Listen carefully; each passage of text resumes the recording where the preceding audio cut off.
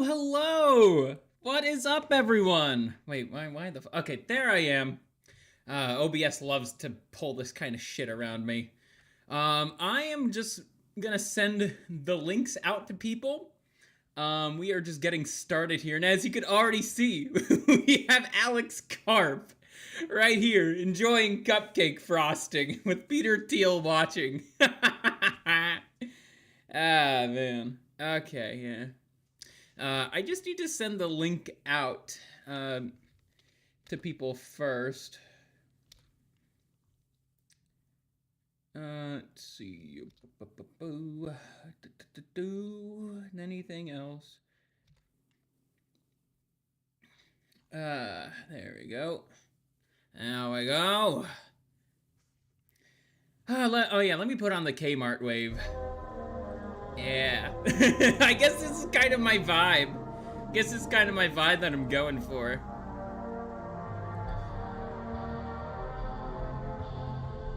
Oh, man. I've been spending, what, like the past 2 weeks? Like getting sources and everything ready. Thank you, Dusty, for sharing it in the Accords. Yeah, this is gonna be quite the fun stream, I'll tell you that much. We got the Kmart wave playing, we had the liminal wave playing earlier. I don't know why, this kind of fits me. This music fits me very well. But honestly, if it wasn't for Emily Yukis following me, I would have done the other stream I had planned, which I'm saving for next week. You guys will hear about that very soon. But I am... Oh yeah, ooh, that's a good one. Macintosh Plus. I used to listen to that like all the time, Dusty. I used to listen to that one a lot when I was younger. Learned some things about the creator of said album. You know, he's a T-word. Can't say what it is because I'm on Twitch as well. But... yeah, Dusty, honestly, I gotta thank you again, man. This music really does define me. He is a silly Billy. Who, Alex Karp? Yeah, absolutely, he is a silly Billy. That is putting it a little lightly, though. Don't worry, this chatting segment ain't gonna be too long. Let's see, I'm getting a DM from Rexus. My mod. Oh, that's awesome, Rexus. I'll have to give it a read sometime. Who said, you know, gaming streams only just had to be gaming on Monday and Wednesday? That was just the trial run. Yeah, but that's cool. We are definitely gonna take a read at Rexus's article on a Substack, and I'll give it a proper, I'll give it a proper shout out too. Akaira, what's up, man? How are ya? Welcome. As you can see, we got the video of Alex Karp eating cupcake frosting here. So if anybody tries to raid into my stream tonight on Twitch or Kick, yeah, you're gonna be seeing that. He's him eating frosting, getting tormented by the devil and the angel on his shoulder and eating frosting, cause he can't press the button to end the world. Alrighty. Okay, I'm probably gonna turn down the music on the Kmart wave. Perfect.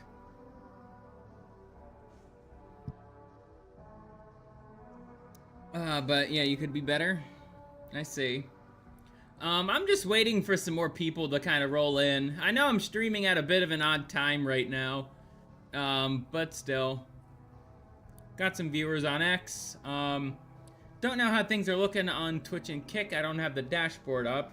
I want to try to have enough resources on my computer. I mean, I know I definitely do. It's just, I'm just saying.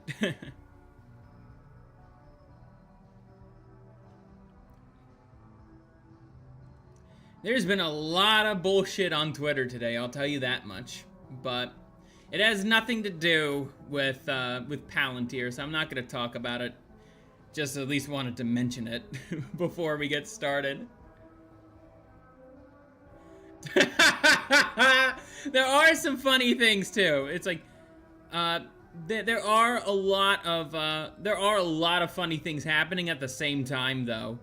Like some Indian executive being accused of grape. Did he do it? I don't know, and it's not my place to say. Rexus, how are you?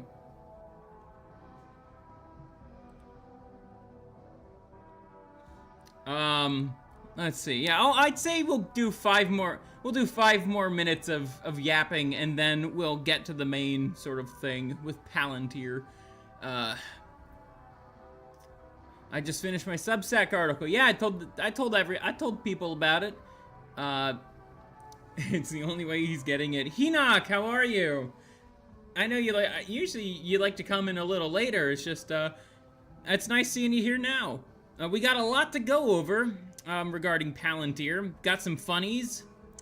We got some more serious stuff to go over, but if things get too serious, you could always just look at Alex Karp eating cupcake frosting. Yay! Yeah, that guy's fucking weird, bro. It's like, who eats only the frosting on cupcakes, and not the whole thing? I know. We can always look at the silly Billy eating frosting. Yeah, it's for your guys' zoomy receptors. And that way you guys will always have something to look at and you'll never be bored.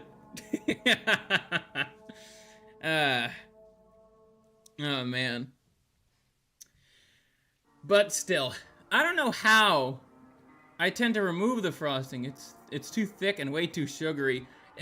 For me, it depends on the cupcake, right?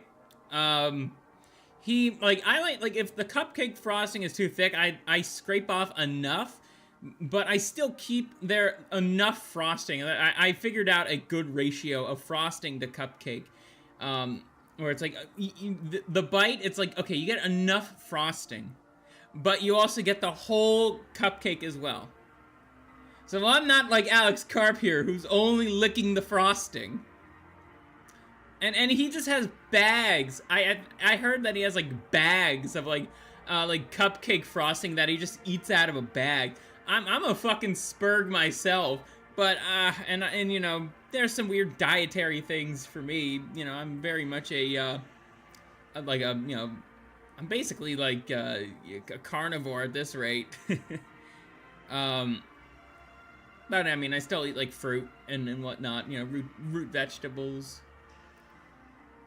But that is probably one of the strangest ones I've ever heard, where you don't like the bottoms of the cupcakes, you only like the tops. No, not the bottoms, just the tops. The sweet, sweet icing. Oh gosh, I just want to lick it all up. More cupcakes, nom nom nom nom nom nom. Nom nom nom nom, just the frosting for me. Yummy. Oh man, okay, I gotta see if my sources are working, but I do oh yeah, I have to go back to the, okay, yeah, it looks like all my sources have loaded in properly. There must be something in the frosting, then if he eats it like that, make some drugs mixed in, and the frosting is a cover. Yeah, that also would not surprise me. That also would not surprise me very much. Alrighty. Let's get to our first little segment of tonight. And yes, as you can see, Alex Karp is still right there. If you guys get scared, he's right there. You can see him sliding around, licking frosting. He's right there for you. So we're gonna start this off with a funny. It's always support queer-owned businesses until it comes to Palantir, apparently. Palantir is a black, Karp, queer, Thiel, and neurodivergent, both of them, owned business. That's true. Do you know how many rumors have been spread about, like, Peter Thiel getting it on with clavicular? It's like, bro, I would laugh so fucking hard if they're true. But already, the theory in itself is pretty funny. If I'm being honest, it's pretty funny. We all see how he looks at clavicular. You're gonna have to send me something relating to that. Wait, no, hold on. I could find something. Guarantee it, I could find something. Peter Thiel is the Shadow Lord. Okay. Peter Thiel clavicular. I know he's helping him fund, or alleges that he's funded.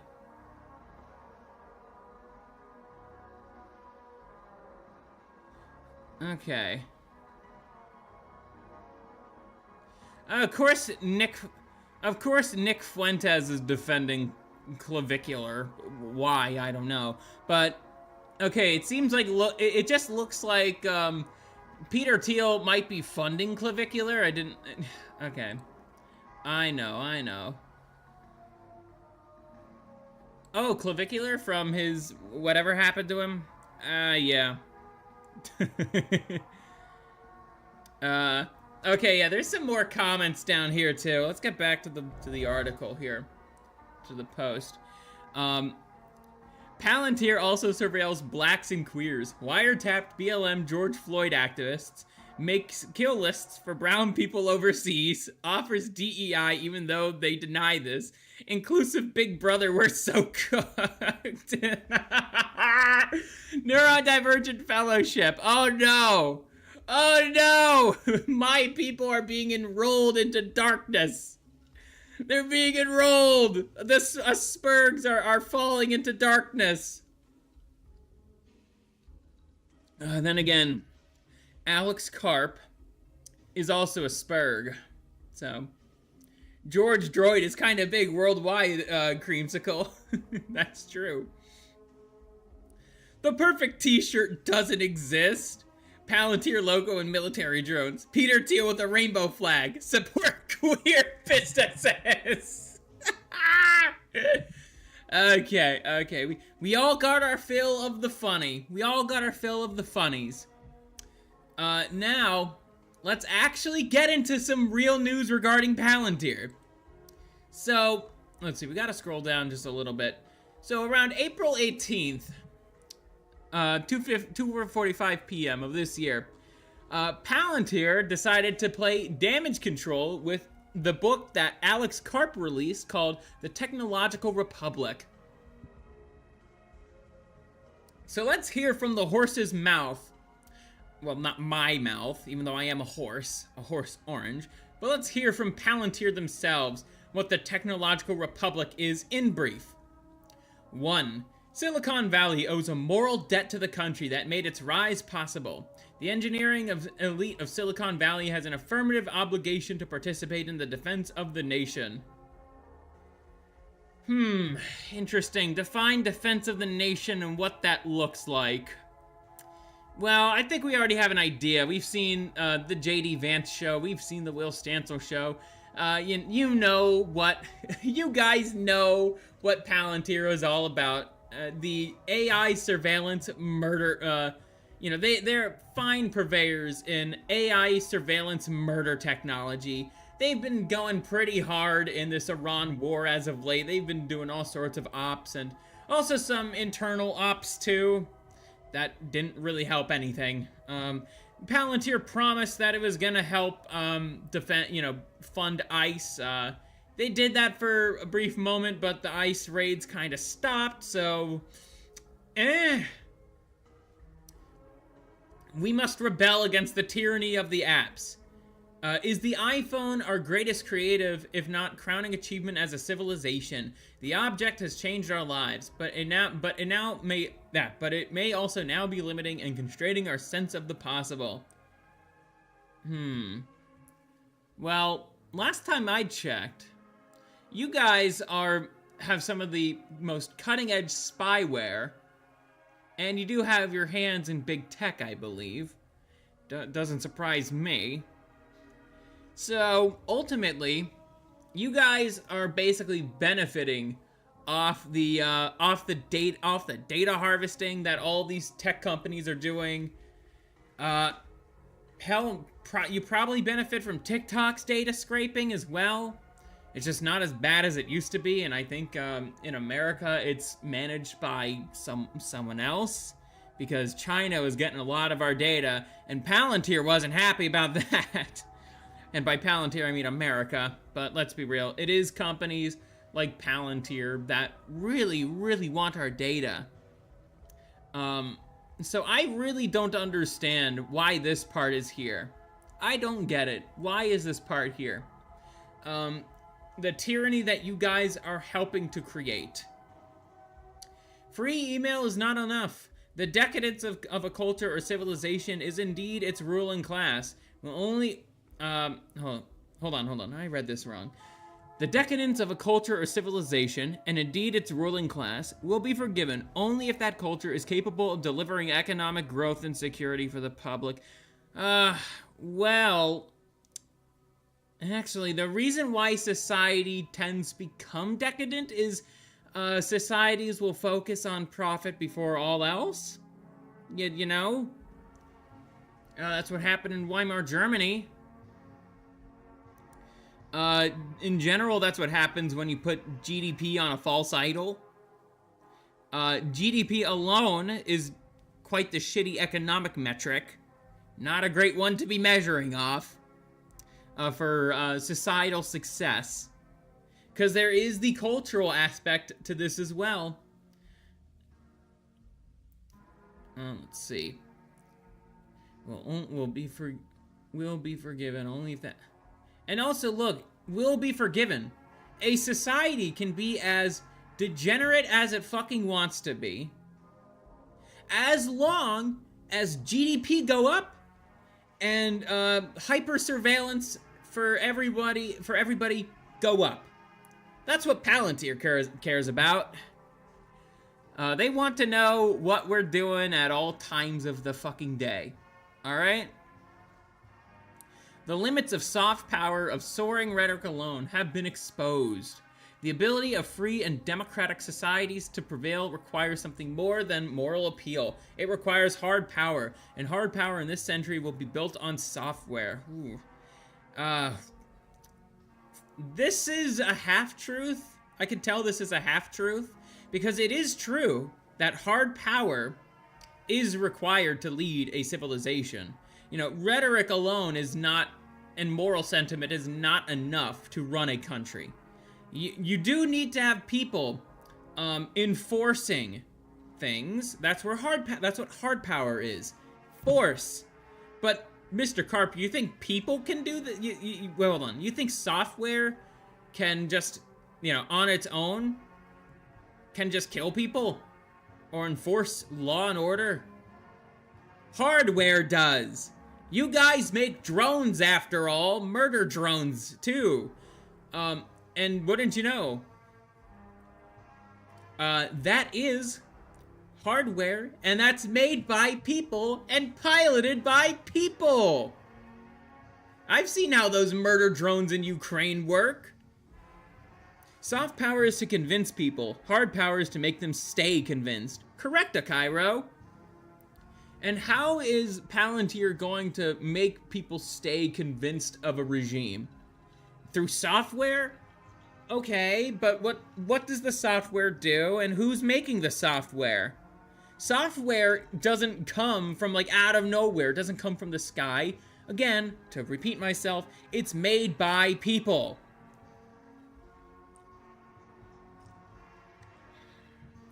The question is not whether AI weapons will be built. It is who will build them.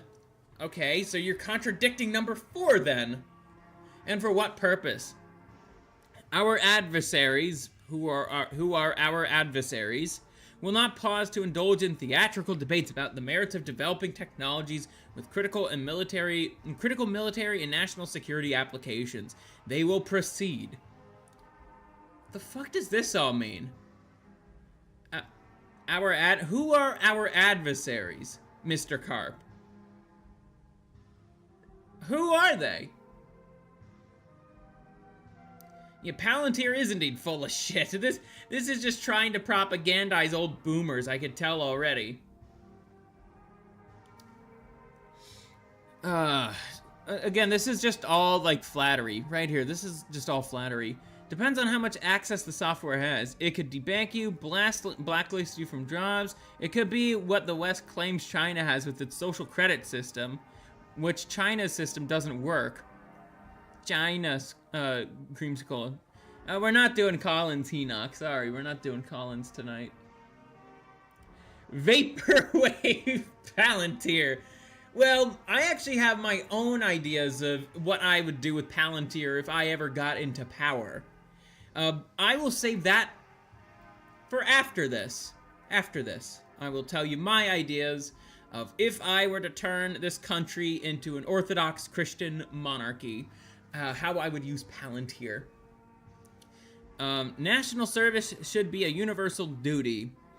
We should, as a society, seriously consider moving away from an all-volunteer force. Gee, I wonder why Palantir wants people to, to be drafted again. How does that benefit them again? What kind of company are they? What kind?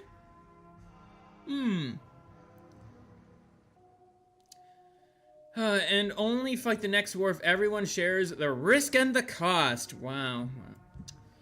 Mr. Karp, people don't want to fucking die for Israel, okay? It's a sentiment that's shared among both the left and the right. We don't want to fight another forever war for Israel, a country nobody really likes. Except for Zionists. And boomer cucks. And unfortunately, there are a lot of boomer cucks around who are happy to fund these kinds of wars. If a US Marine asks for a better rifle, we should build it. And the same goes for software. Shocking. I mean, this is pretty typical for any tech company. Nvidia is trying to do this with its GPUs every fucking year. We should, as a country, be capable of continuing a debate about the appropriateness of military action abroad, while remaining unflinching in our commitment to those we have asked to step into harm's way. Mr. Karp, our allies also don't want to fight this war, except for Israel. They're all too happy to. But then again, Israel's not really a good ally anyways. USS Liberty. All I'm hearing is more money to the military. Yeah, this is what this is, Cairo. 100%. This is all what this is. This is just a pitch. I don't know why Alex Karp decided to release this publicly as a book and in this post. Well, it wasn't Alex Karp who wrote this, so to speak, but you know what I mean.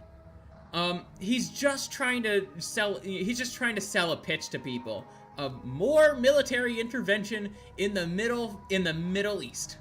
As if we need any more. We've tried over and over and over again to bring democracy, whatever the fuck that means, to these war-torn shithole nations. And what did you know? We failed every single fucking time. Quite literally. Every single time. Desert Shield, failure. Desert Storm, failure. War on Terror, failure. Whatever's happening at the Strait of Hormuz, failure.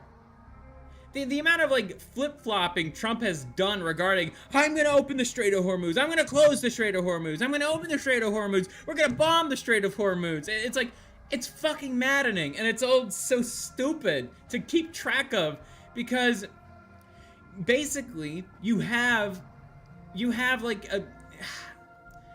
I know I'm gonna get some pushback for this, but Trump is sounding as dementia-ridden as Joe Biden was during his presidency. He's flip-flopping, he can't make his mind up on anything. When he goes on stage, he doesn't sound as, like, you know, I'm ripping and raring to go, like he did during the campaign trail. He's going back and forth. It's just mind-boggling. I just call the Hormuz thing as the clusterfuck of Hormuz. And not to mention, Trump just keeps making this worse. It's like, he's basically prevented us from actually, you know, coming to some sort of agreement with Iran about the strait. And, you know, Israel isn't helping out with that either. Literally, the guy who was sent to try to talk things out with the U.S. with J.D. Vance, he got killed by Israel. So much, and for trying to resolve things, it's almost like a certain party doesn't want things to be resolved. It's almost like they have their own fucking ends that they want to achieve.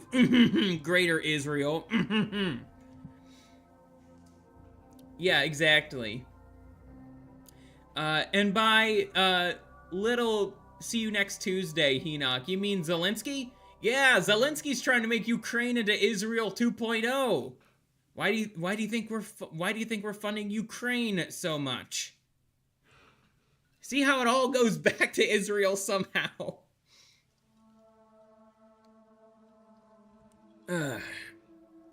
But again, going back to this part right here, why should any of our allies who aren't Israel step in this?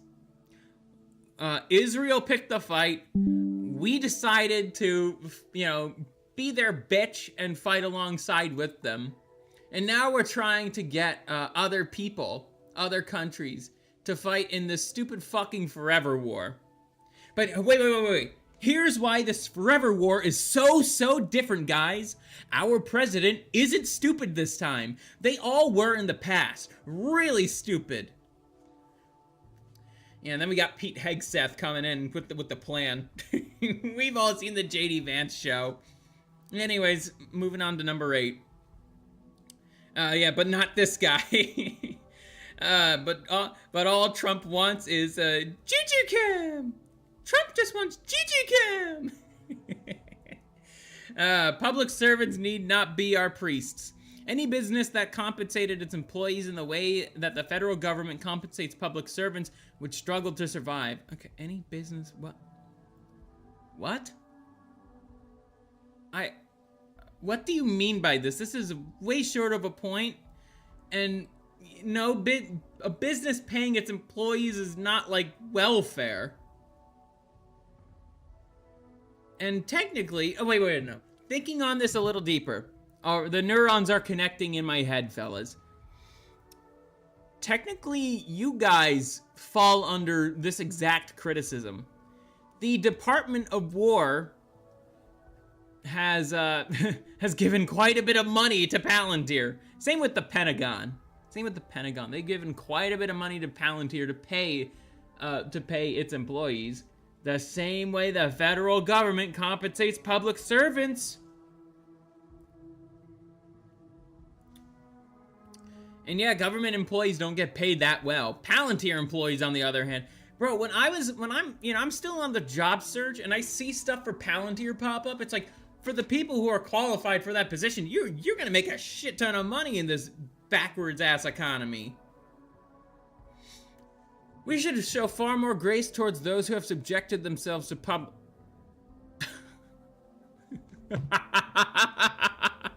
Oh, I'm sorry, Alex Karp. Emily Yukis making fun of you too much? Oh, I'm so sad. Oh, It's almost like you're asking people to forgive you for the war crimes you're all too enthusiastic to commit. Wow, wow. Okay, let's see. Ah, thank you, Akairo, for the DM. Okay.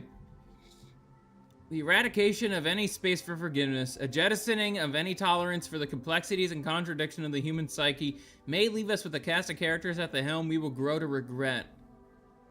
What? What the fuck does that mean? What the fuck does that mean? Again, like I said before, and I'm gonna repeat myself again, are you just asking for forgiveness of the atrocities you want to commit? Are you doing this, Mr. Karp? And Mr. Thiel? I'm gonna need another sip of my drink for this.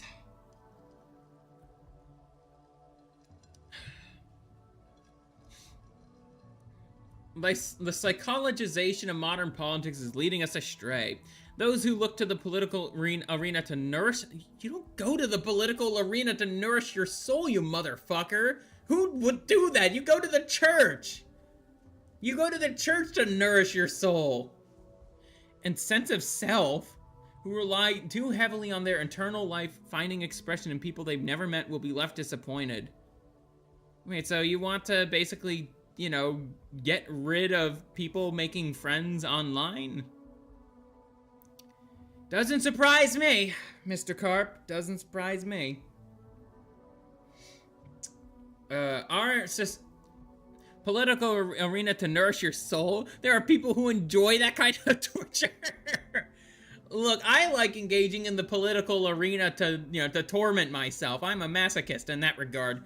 Having to deal with a bunch of dumbass leftist takes, bunch of dumbass centrist libertarian takes, and boomer cuck conservatives. Yeah. That's very nourishing for the soul, man. Very nourishing. Nourish your soul in politics. Who's crazy to do that?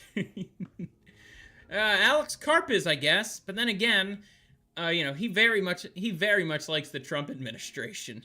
Quite a bit. For reasons we'll get to later. Our society has grown too eager to hasten and is awful gleeful at the demise of its enemies. The vanquishing of an opponent is a moment to pause, not rejoice.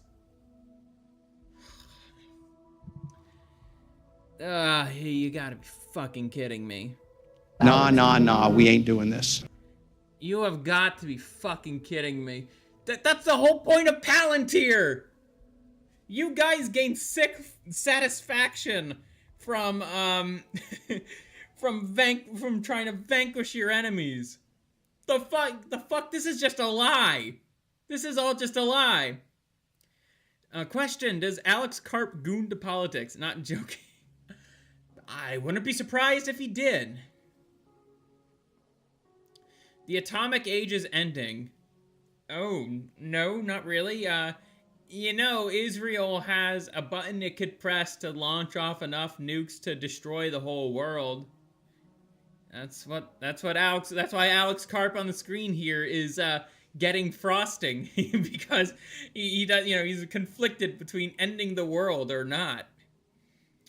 11 is more about them pausing and going, could we have used them as a tool instead?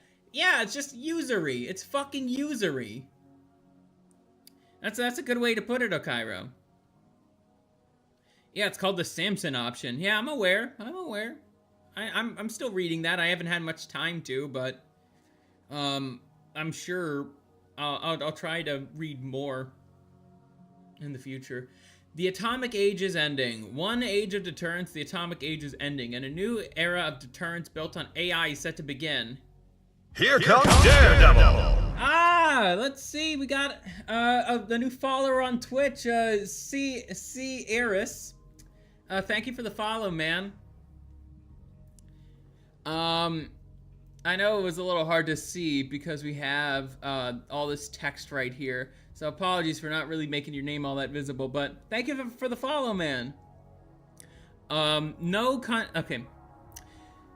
But in other words, you're gonna use AI to make it set off the nukes? That's what I'm getting here, because we still have nuclear weapons. That's obvious. A deterrence of AI, so we should expect a lot of false positives and hallucinations. Yes, Okairo, yes we should.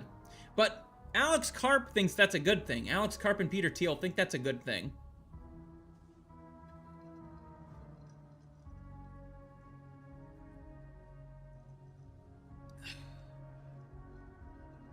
I don't know why people think this is I don't know why people think this is like, oh, fascism. No, this is just technocracy. Like, quite literally, it is technocracy. That's what Alex Karp wants, and a lot of the journalists, quote unquote, don't understand that. They don't understand what a technocracy is. And yes, I know it's a little bit of a play on words, because yes, I know what a technocrat is. You know, what was it again? Okay, I'm stumbling on my words here, but oh yeah, a technical expert. A technical expert. That is what a technocrat is. A technical expert. And a technocracy is a society ruled by a bunch of technical experts. And by technical, I'm not necessarily talking about technology here. All right? I'm talking about people who are insanely specialized at one thing, banding together and ruling over us all. No other country in the history of the world has advanced progressive values more than this one. The United States is far from perfect, but it is easy to forget how much more Great. More money talk, huh? More opportunity exists in this country for those who are not hereditary elites than in any other nation in the planet. Well, this is a fucking lie. This is a motherfucking lie. No, I am actively being denied opportunities to work in the field I got a fucking master's degree for, all because some Indian with an H-1B visa will work for $2 an hour while I require 30. I can't chat in your Twitch. It says this channel is for one-day followers only mode. That's fucking weird. Hold on, let me fix that real quick. Okay, I'm sorry Twitch viewers. I'm sorry. Let me fix this real quick. Let's see. Community. Okay. Give me. I just need 1 second. Should be under moderation. Chat.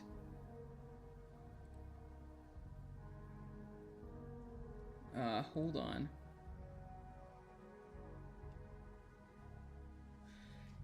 This is fucking bullshit.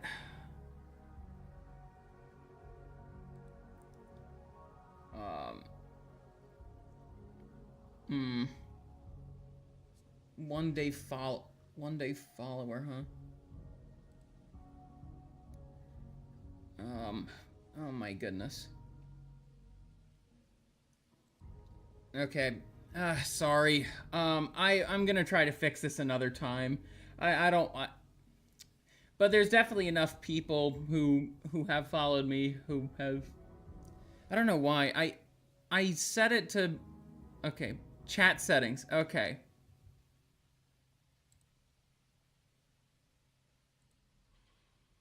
Okay, you should be able. And follow. No, I don't want follower only chat.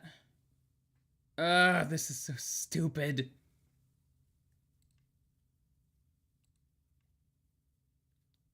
Okay.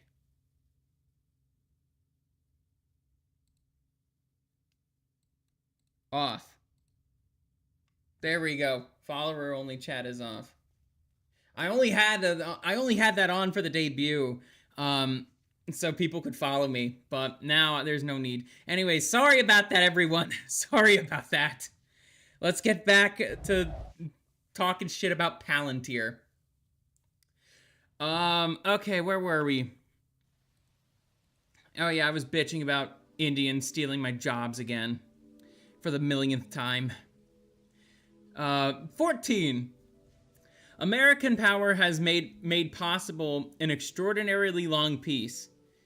Too many have forgotten or perhaps take for granted that nearly a century of some version of peace has prevailed in the world without a great power military conflict. At least 3 generations, billions of people and their children and now grandchildren have never known a world war. Why? We don't want another fucking world war. We've seen the death, the damage that both World War I and II have created. And this social order is about to crumble as well. Look, Scurvy, if you ever move closer to me, I'll hire as a security guard. Yeah, Akairo here. I'm gonna give Akairo a shout out here. He runs his own private security company. Feel free to post the link in the chat, Akairo, for your private security business if you are in his state and need security. No, but ultimately, the reason why we haven't had a world war in so long, and why most people don't want a world war, it largely has to do with the fact that we have cool shit now. We have cool shit, and we don't want our cool shit being blown up. We have super cool gaming computers. We got all sorts of escapes from dealing with the bullshit of life. We have cool technology. That is essentially it, if I'm being honest. We don't want to, we really don't want to do anything to our cool stuff. We like having our cool stuff, even if it means the decay of the country around us. But that's besides the point. As for why people don't want another world war, beyond that, why people don't want to die. They don't want to die for this country. There's no fucking reason to die for, this country, which is essentially just us being slaves to Israel. We're basically an occupied nation here, people. Them's the facts. Them's the facts. You only need to look into AIPAC funding to come to that conclusion.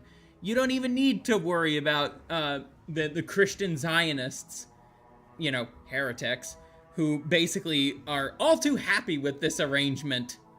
All under the guise of the heresy of dispensationalism.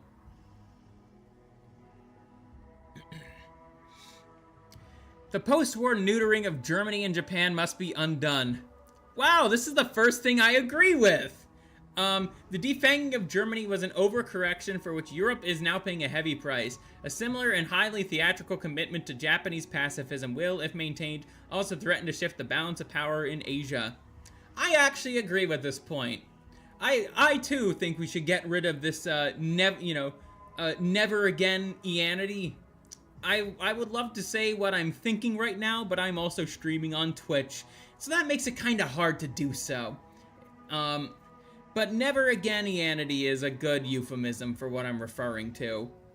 Yes, that needs to go. Wholeheartedly. The state religion for Germany and the US and Western nations should be Christianity.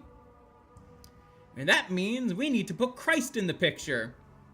So, yeah, we should stop, with the never again nonsense all the way back in the 1940s, which is, some of this stuff, might want to use some basic mathematics here.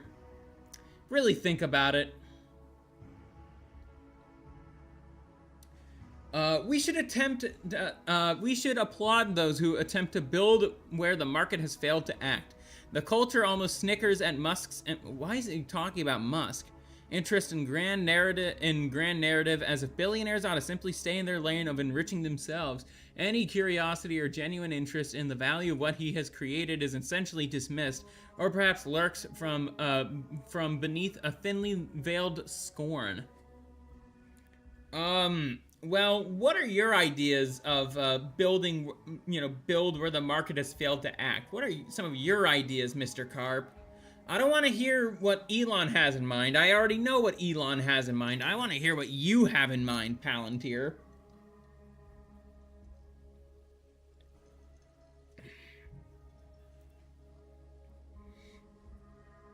Silicon Valley must play a role in addressing violent crime. Many politicians across the United States have essentially shrugged when it comes to violent crime, abandoning any serious efforts to address the problem or take any risk with their constituencies or donors in coming up with solutions and experiments in what should be a desperate bid to save lives. Well, why should Silicon Valley do something about the crime problem?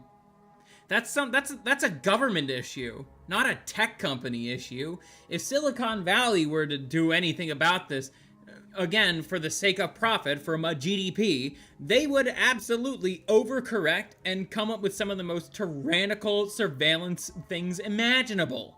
That's typically what happens when tech companies get involved in surveillance. Palantir, you should know this. They took my purchasing power even though I'm not in the US, and now they want me to die for them. Suck my big ugly mystery meatballs, says Enoch. Build where the market has failed. If we go with modern economics, there's no good answer to that. Exactly, Okairo, exactly. There is no good answer to that. How? What does the modern market do best? The modern market loves to fuck the consumer over. That's very much true. Again, look at BlackRock. That's a perfect example I could think of the modern market doing its thing. Yeah, inflate, that's another good answer, Enoch. They love to inflate the value of things and make things cheaper and shittier and make it cost more because of some bells and whistles that didn't really need to be there. NVIDIA. Really any computer company, if I'm being honest.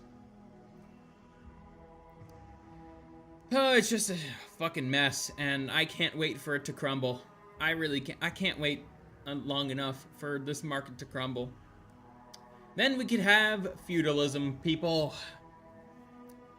Actual feudalism, where land is valuable, because that's what we all want. That humans have an innate, drive to want to own land and be safe from harm.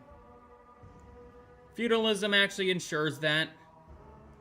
And no, Alex Karp is not any feudalist. He's not any sort of feudalist.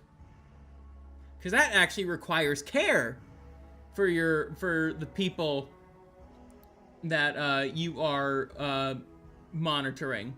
And as we've established, Palantir doesn't care. We want our own spot where our own legacy can grow. Exactly. That is something I think the state should be doing, is providing people with land. And guess what? Under feudalism, you'd still get paid money. And it wouldn't be a fucking fiat currency.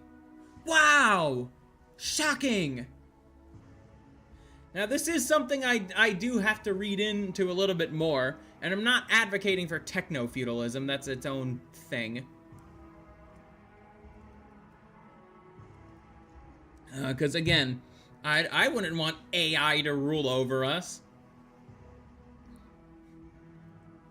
And yes, Alex Karp and Thiel are techno-corporatists. Yeah, in other words, they're disciples of Moloch and Baal. If a nation like that exists, I am agreed to it, even if I have to swim an ocean or go through a desert. Well, such a nation might not be that far away if, No, I'm joking. I was gonna say a bit of a too edgy joke. And Mammon. Don't forget Mammon. Yeah. These people also worship, Mammon, if you don't know who Mammon is, he's a false idol. Basically the personification of greed. Techno-feudalism is a little better than what we have. Imagine no police, no protection unless you pay a security company for that protection. I guess that's kind of like South Africa then. You just described South Africa, Cairo. Basically, okay, I know there's 2.4 million private security workers in South Africa.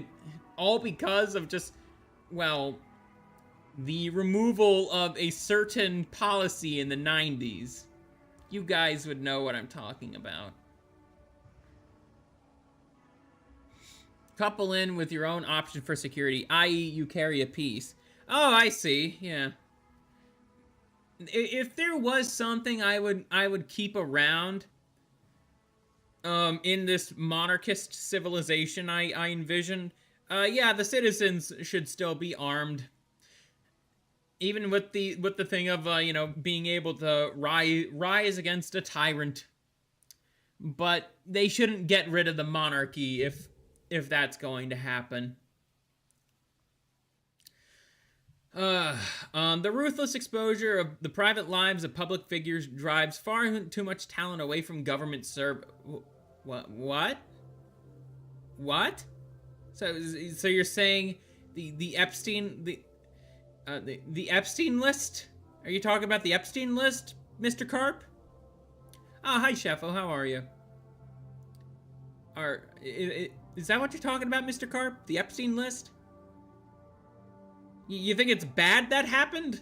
No. I think that's a very good thing that happened. Our government, quite literally, is ran by, and our tax dollars go to, ball-worshipping, child-graping pedophiles. Okay? That's where our tax dollars go to. Our tax dollars fund this bullshit. You know, they allow this to happen. And we're none the wiser. The public arena and the shallow and petty assaults against those who dare to do something other than enrich themselves has become so unforgiving that the Republic is left with a significant roster of ineffectual, empty vessels whose ambition one would forgive if there were any genuine belief structure lurking within.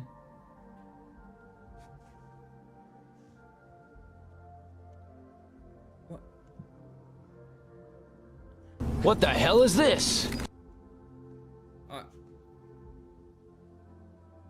Huh?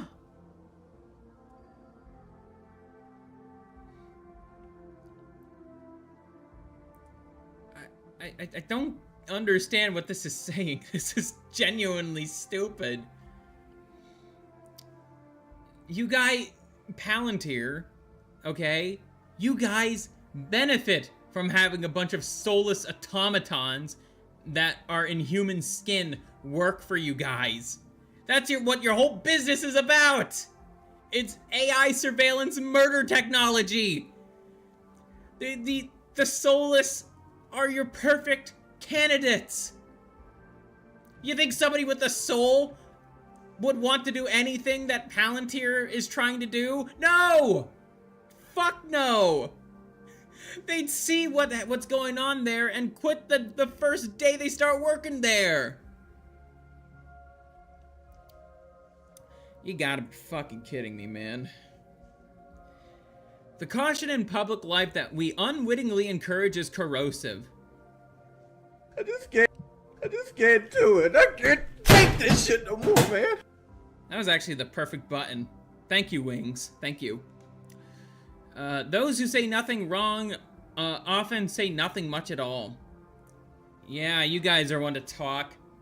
Yeah, you guys are probably watching this stream right now, you motherfuckers. And because I'm being critical of you, well... Here comes Daredevil! Ah, I say bread, thank you for the follow. As I was saying, I'm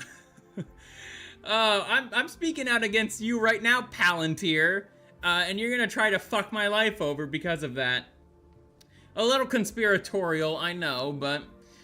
You know, Alex Karp strikes me as a particularly petty individual. That's just me, though. That's just what I think of him. Same with Peter Thiel. They both strike me as, like, soft-shelled, you know, weak little... Okay, if I continue, I'd probably get banned off Twitch here. I was gonna say a fun word. I was gonna say a very fun word.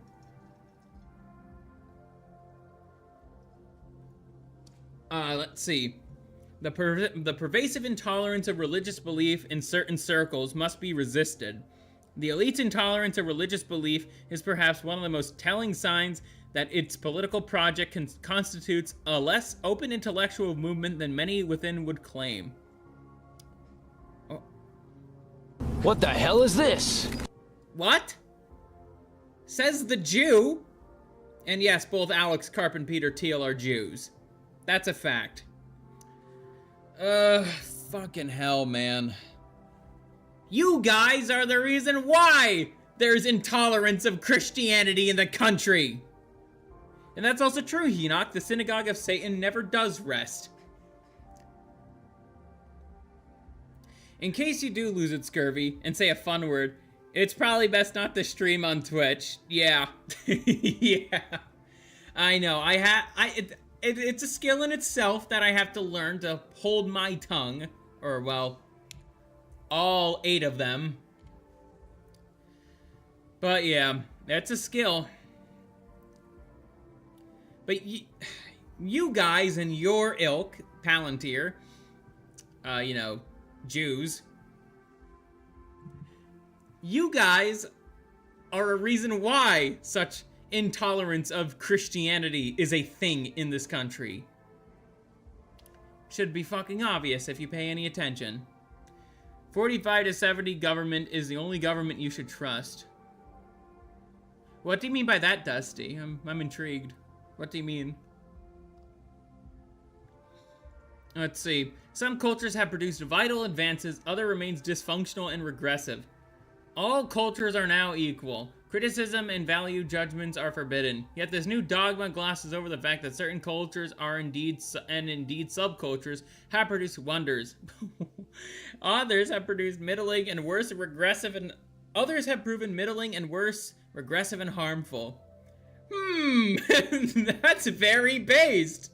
I agree, Mr. Karp. That's very based. Almost like, I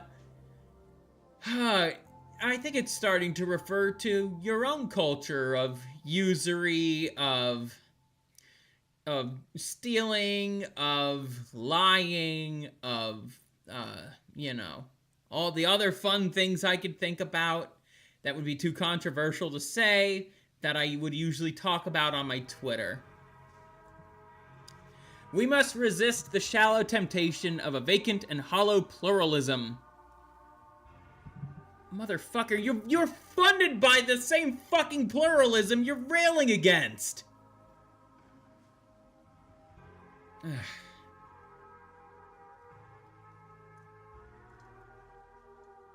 I'm gonna need more to drink here, fellas. I really am. This is really starting to piss me off now. We in America, and more broadly the West, have for the past half-century resisted defining national cultures in the name of inclusivity. But inclusion to what? Oh my goodness. Oy vey! I wonder why, you know, that's been going on. I wonder who prevents us from defining national cultures. I wonder who prevents us from doing so. Yeah, they love pushing for pluralism, man. And if you want to see, we could actually take a look at the definition of pluralism.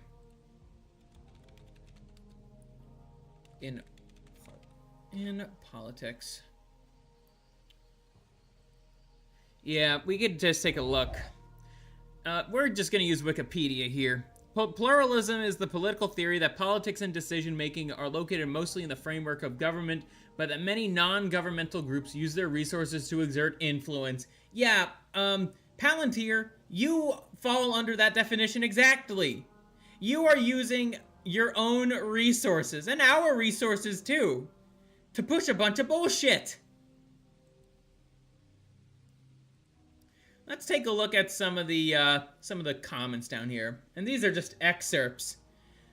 I don't want to know how poorly argued this shit is going to be by reading it, which means I'm not going to read it. Yeah, fuck you, Palantir. Aw, hell nah, Mr. Karp. You really out here pushing for World War III in the draft. Yeah. And then, Emily Yukis is posting, that clip from the JD Vance show. Yeah, I agree. Fuck your draft. Very based on censored AI. Very based.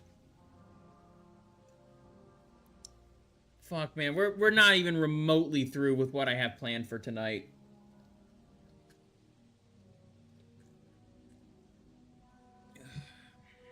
This is good. This is a good drink I got in this cup of mine.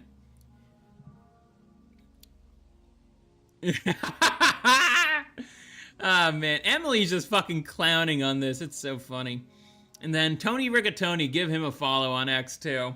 You people are literally a Jewish spy company with a list of problematic Americans. Go fuck yourself. I got him. Got him. Got him. Let's see. My Rigatoni. That's a good one, Dusty. That's a good one. Next one. 27 governing agencies and counting. When a Palantir exec turned whistleblower tells us that the company intends on taking over the US government, maybe we should believe him. Yeah, let's see how Palantir, or what Palantir has embedded itself into. The Department of Defense, the US Army, the US Air Force, the US Marine Corps, the US Special Operations Command, Department of Homeland Security. These are some of the more main enforcing departments. But and same with ICE and the HSI. I gotta look up what some of this stuff is.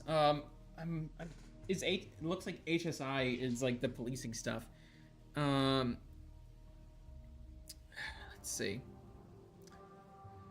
HSI. Yeah, that is the police. Oh wait, no, Homeland Security. Okay, I'm stupid. That's Homeland Security. Investigations. And then the HHS. That's the Health and Human Services Department, the Center for Disease Control, the Food and Drug Administration. Let's see. USDA. It's like US. Let's see. U.S. Department of Agriculture. The Federal Bureau of Investigation, the Department of Justice, the International Revenue Service, the Central Intelligence Agency. Let's see. CBP. The U.S. Customs and Border Protection. The FAA, the Federal Aviation Administration, the National Safety Administration, the Social Security Administration, fucking NASA, fucking NASA, FEMA, Department of, let's see, yeah, whatever FEMA stands for. It's like the Disaster Relief Program. Genghis Khan. Hey, I'm Eastern Orthodox. Hey, welcome, Genghis Khan. How are ya? We got the Department of State, Department of the Treasury. Great. As if they already don't know where their money's coming from. Recovery, Accountability, and Transparency Board. Never heard of that one before. I should know what some of these agencies are more if I'm going to be really delving into political shit. It's just, I find geopolitics more fascinating than American politics, so there's that.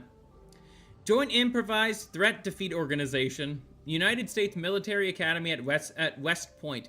Data is power. Palantir has access. And I'm okay, what politics are you in, or what spectrum? I'm far right, man. I'm very far right. We were just railing on Palantir earlier for, again, it's a Jewish AI surveillance murder technology company, so there's that. It's a miracle I'm able to say all this stuff on Twitch, too.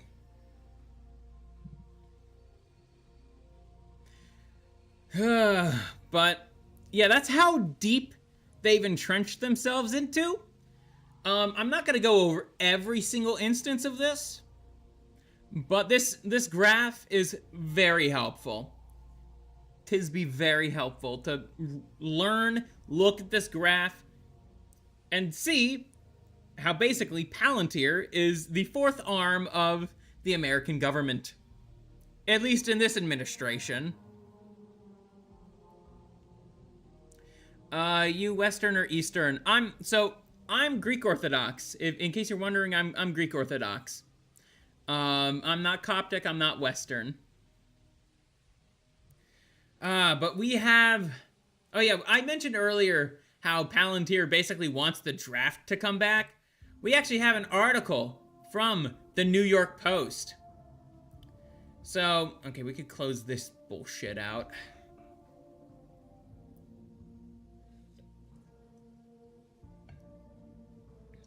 Let's see. Hold on, I'm also gonna see if the music is gonna repeat. Okay, yeah. Okay, just needed to set it to repeat real quick. Yo, sweet fellow Eastern. I'm under Serbian Orthodoxy. Hey, that's awesome, man. I know some Serbs. I know some Serbs. I've talked to a few on Twitter. Y'all are cool people. Y'all are cool people. Let's see. Palantir and its CEO, Alex Karp, called on the U.S. to pursue AI-powered weapons, reinstate the military draft, and shy away from regressive cultures in a buzzy 22-point manifesto, billed as a summary of Karp's 2025 book, The Technological Republic. Oh, this is from 2025? Okay, that's interesting. I don't know why nobody talked about this last year. They really kept this under wraps. It seems like it. Even though it's like out in the open. The wide-ranging 1,000-word post on X outlined the AI software company's positions on how Silicon Valley and the US government should adapt to the rise of artificial intelligence. Okay, so that's how the mainstream media is framing that. I just see it as Palantir trying to basically control all our lives. No, I'm not, Enoch. No, I'm not. Anyways, Palantir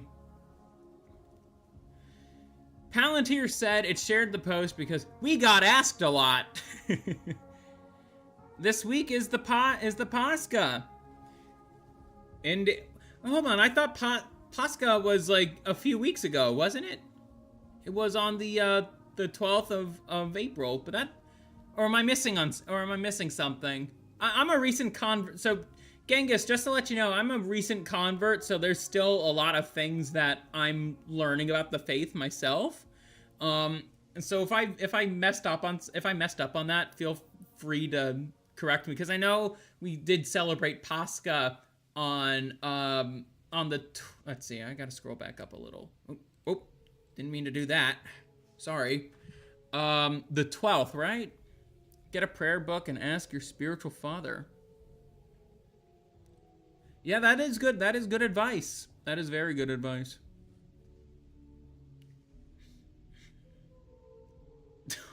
Oh my goodness, Sheffa. Yeah, I'm kind of glad I don't have a chat box on my stream, because yeah, people on the other platforms would have to see the kind of shit that that the YouTube chat posts. Anyways, billed as a summary of... Oh wait, I already read this part. Do you wear your cross every day? Yes, I do. Yes, I do. The question is whether AI weapons will be built. It is who will build them and for what purpose. And yes, I do. I do know the Lord's Prayer. The post states, our adversaries will not pause to indulge in theatrical debates about the merits of developing technologies with critical military and national security applications. They will proceed. Karp and fellow Palantir executive Nicholas Zamiska, who co-wrote The Technological Republic, also argue that national service, including compulsory military enlistment, yep, it should be a universal duty for U.S. citizens. I am not going to fucking die for the Epstein class, okay? Okay, Karp? And Zamiska, I'm not gonna die for the Epstein class. We should, as a society, seriously consider moving away from an all-volunteer force and only fight the next war if everyone shares the risk and cost, they wrote. Yeah. Palantir execs criticize... let's see. I have a prayer rope, not a cross, but the rope was a gift from a friend that I no longer talk to. I see, Dusty. Oh my goodness, Sheffo. That's funny. That is very funny. Anyways, the Palantir execs criticized what they described as society's embrace of dysfunctional and regressive cultures, as well as the shallow temptation of a vacant and hollow pluralism. We in America, and more broadly the West, have for the past... Okay, I read this already. Okay, so yeah, Alex Karp did write this, along with that other executive. I'm guessing he's Jewish by the name. As well... Let's see. The Post also weighed in on the current geopolitical environment, asserting that democracies can no longer rely on soft power to govern the international order, a world order I've grown to despise. Karp's frosting-coated fingers typed this. Gross. Yeah, he did type that book in that post. Yeah, Palantir claimed that the atomic age is ending and will be replaced with a new era of deterrence built on... Bolt on AI? Huh? What the hell is this? Bolt on AI. Elsewhere, Karp and Zamiska argued that the neuter... Oh yeah, that one. one of the few based things that manifesto said. Yeah. Shares of Palantir sank about 1%. Oh no, it sank 1%, guys! Oh, that's terrible! Oh no. Wait, Karp is almost 60? He's like the same age my parents are. What? What the fuck? Okay. Sorry, I thought Brave was acting up for a second. I see. Let's see what the comments have to say. Okay, yeah, looks like there's some cocksuckers in here trying to, say, oh, this is good, this is a good thing, guys! This is a good thing! People have never been to a military base before! Yeah, no, fuck you, Boomer. Fuck you. I'm not dying for Israel. Finally, we got something other than a post to look at, so my voice gets to take a little bit of a break. I found this post not that long ago, and it's from Bitcoin Teddy. Don't really know who he is, but I found this to be interesting to say the least. And it looks like there are some cocksuckers in the comments. Palantir CEO Alex Karp on Zohran Mamdani. Yeah, I don't like Mamdani at all, just to let you know. Voting for this mayor. And I think the average, Ivy League grad voting for this mayor is highly annoyed that their education is not that valuable. And the person down the street who knows how to drill for oil and gas, who's moved to Texas, has a more valuable profession. And I think that annoys the fuck out of these people. What? I was confused with when I was reading this. I'm even more confused actually hearing it come from Mr. Karp's mouth. Okay? The thing is, the reason why a lot, people in New York City voted for Mamdani, again, just another reason why I despise voting. I'm a monarchist after all. They voted for him based on vibes and appearance. That's all. They didn't care about his policy. They can't think that deeply about the things he actually believes and preaches. Yeah, single childless women voted for him. That's the majority of Mamdani's voter base. I wouldn't even say many of them are Ivy League grads.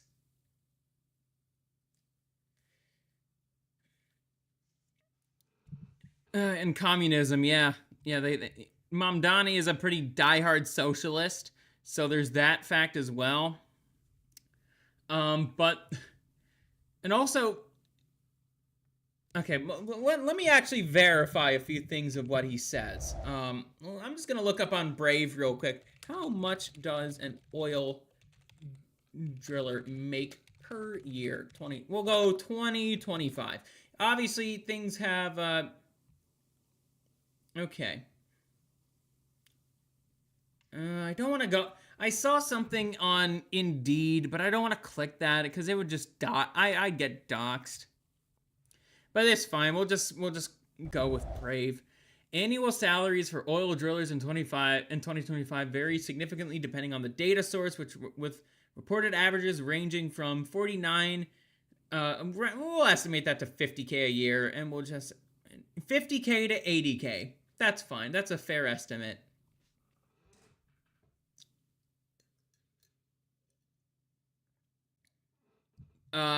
I got some news for you. I got some news for you guys. Oil riggers should be making a lot more than that.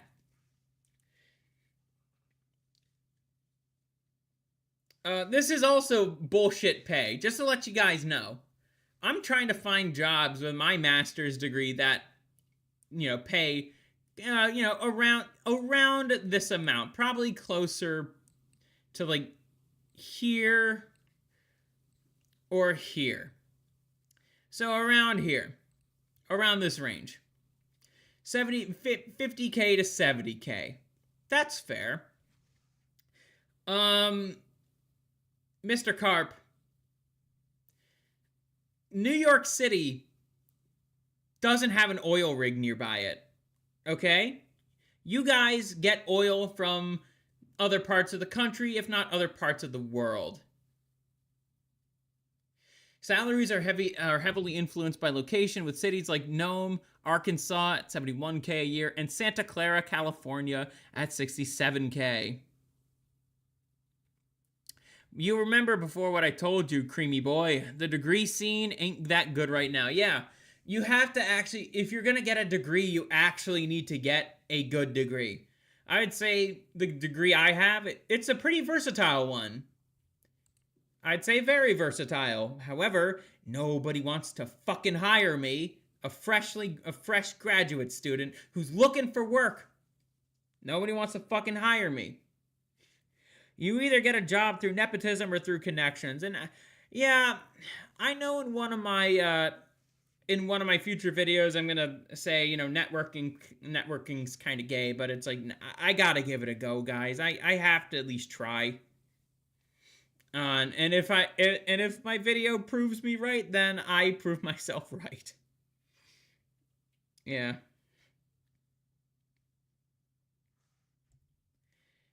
Give it 3 years.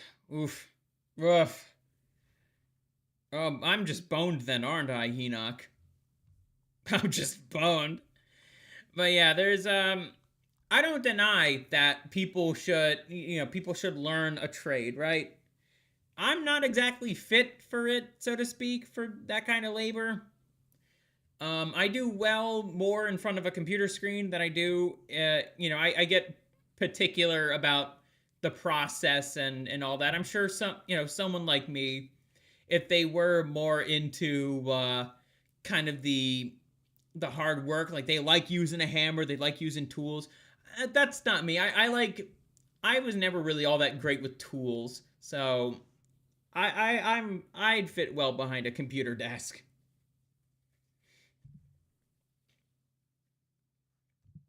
But yeah, there's also there's some good comments in here too. Nah, it's an arrogant god complex tech bros like this that annoy the fuck out of people. Yeah, that's also true. Scurvy, if you learn how to use AutoCAD and a computerized lathe, you could work in a workshop. Maybe.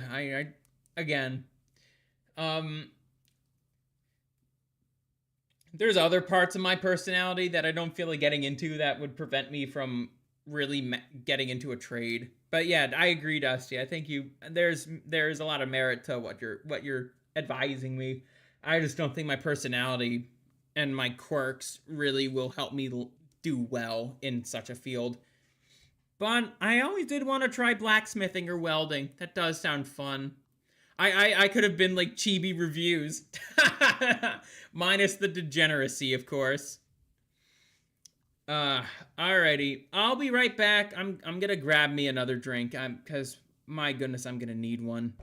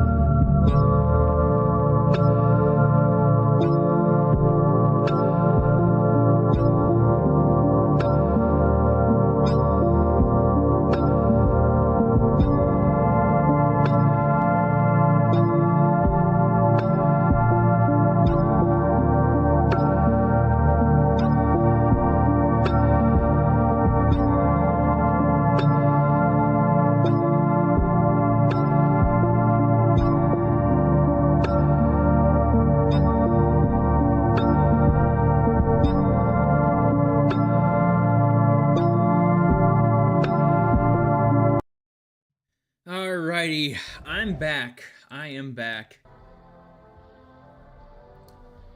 Let's see. We got another article here. Started reading. It's gonna be a little bit for sure. I did get me some more booze though, which was very much needed. Let's see. Palantir employees are starting to wonder if they're the bad guys. Wait, you're telling me the manufacturing of drones to try to kill a bunch of brown kids in the Middle East. Wait, we're bad? We're the bad guys? We're the bad guys trying to, basically building technology that helps kill innocent children and destroy countries? We're the bad guys? Oh, no fucking way. No fucking way. The clown world is getting better and better. Interviews with current and former Palantir employees, along with internal Slack messages obtained by Wire, suggest a workforce in turmoil. I put a lot of rum in this one, though. Like, a lot. It took just a few months of President Donald Trump's second term for Palantir employees to question their company's commitments to civil liberties. What? That's wild! What commitments to civil liberties? To be able to spy on everybody in America? Well, except for the illegals. Except for the illegals, of course. Chocolate Labubu from Dubai. Mr. Big Yahoo, please, Mr. Big Yahoo.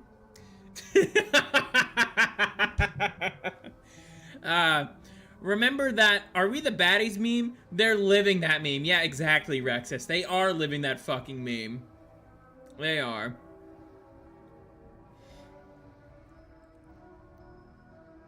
Oh, welcome, first time chatter. Oh man, dude, you're making me laugh really hard right now. I needed that. Last fall, Palantir seemed to become the technological backbone of Trump's immigration enforcement machinery, providing software, identifying, tracking, and helping deport immigrants on behalf of the Department of Homeland Security. When current and former employees started ringing the alarm. Wait, you're telling me, Wired, that there were people in the Department of Homeland Security who did not want a bunch of dangerous illegals being kicked out? That's fucking weird, man. That's really fucking weird. Around that time, two former employees reconnected by phone. Right as they picked up the call, one of them asked, "Are you tracking Palantir's descent into fascism?" No fucking way, man. No fucking way. Wow, fascism. What the fuck does fascism mean in current year? Palantir is falling into a different kind of tyrannical bullshit, but not fascism. Certainly not that. That was their greeting, the other former employee says. There's this feeling not of, oh, this is unpopular and hard, but this feels wrong. Well, okay, so it took the deportation of violent criminals to make you realize that, oh, Palantir is an evil fucking company, but not the manufacturing of murder drones to try to destroy, the Middle East. Yeah, Palantir was founded with initial venture capital investment from the CIA. Yeah, that's how you know that's how you could tell it's a morally upright company. It got funded by the CIA, known for doing some of the most immoral shit in the fucking world, especially in recent history. At a moment of national consensus following 9/11, when many saw fighting terrorism abroad as the most critical mission facing the U.S., The company, which was co-founded by tech billionaire Peter Thiel, sells software that acts as a high-powered data aggregation and analysis tool, powering everything from private businesses to the US's military targeting systems. Wait, you're telling me we're violating human rights? Says Dusty. Wow. Shocking, very shocking. For the past 20 years, employees could accept the intense external criticism and awkward conversations with friends and family about working for a company named after J.R.R. Tolkien's corrupting, all-seeing orb. But a year into Trump's second term, as Palantir deepens its relationship with an administration that many workers fear is wreaking havoc at home, employees are finally raising these concerns internally as the U.S.'s war on immigrants. There's no war on immigrants. There's a deportation effort. Come on, Wired. Don't make me simp for the current regime. Yeah, there is a ongoing war in Iran, though, and absolutely Palantir is very much involved in it. And even company-related manifestos has forced them to rethink the role they play in it all. Gonna need another sip of my drink for this.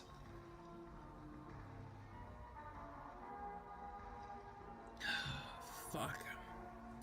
We hire the best and brightest talent to help defend America and its allies. Who allies? Allies? Allies? Who are our allies, Palantir? Spoiler alert, they're talking about Israel. They're only fascist in terms of economics because corporatism is the economic element of fascism. Other than that, they're technocrats and funny Z-words philosophically.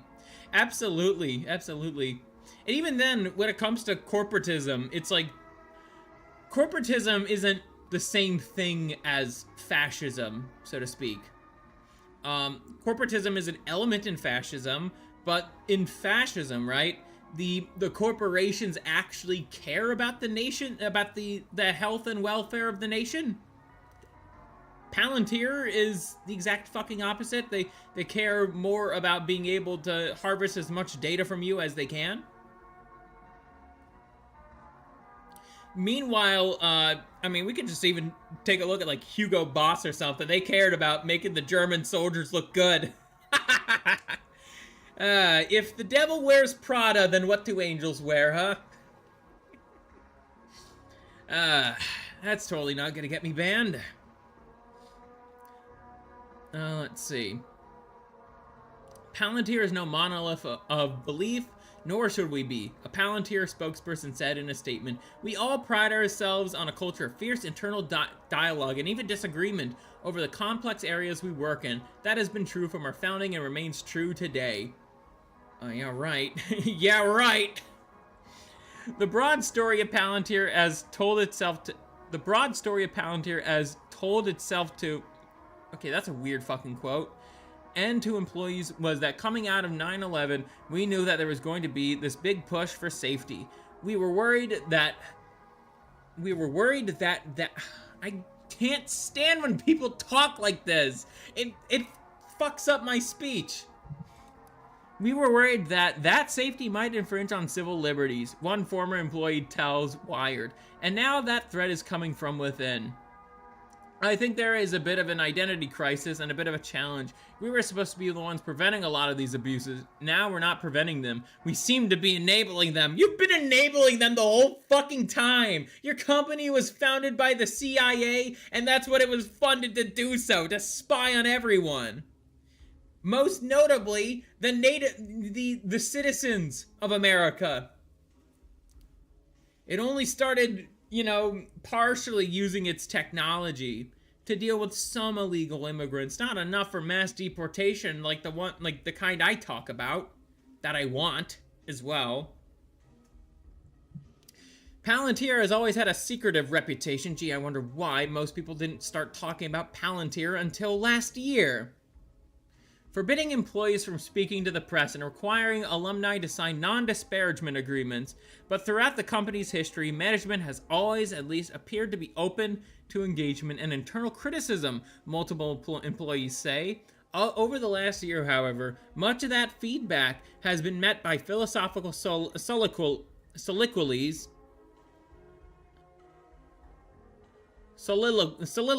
there we go, I don't know why I couldn't say that, soliloquies, and redirection. It's never been really that people are afraid of speaking up against... people probably are afraid to speak up against Alex Karp. I mean, gee, look at what he does in the top left corner of the screen. He just eats cupcake frosting and just slides around. Yeah. It's more of a question of what it would do, if anything, one current employee tells Wired. While internal tensions within Palantir have grown over the last year, they reached a boiling point in January after the violent killing... No. Okay. Nah, we ain't doing this. Alex Preddy was the aggressor. We all know this. This is fact. Yeah,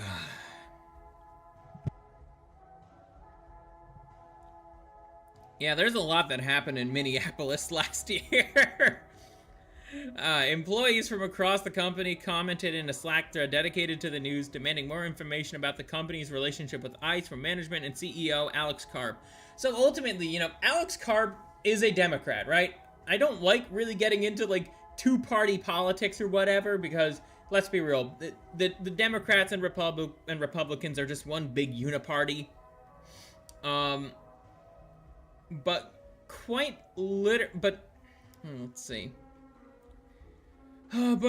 literally, all Palantir does is serve the current regime, and it's going to simp the hardest it can for that current regime.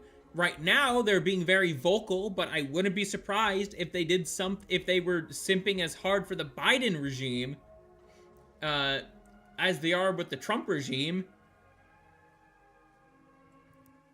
Something Alex Karp.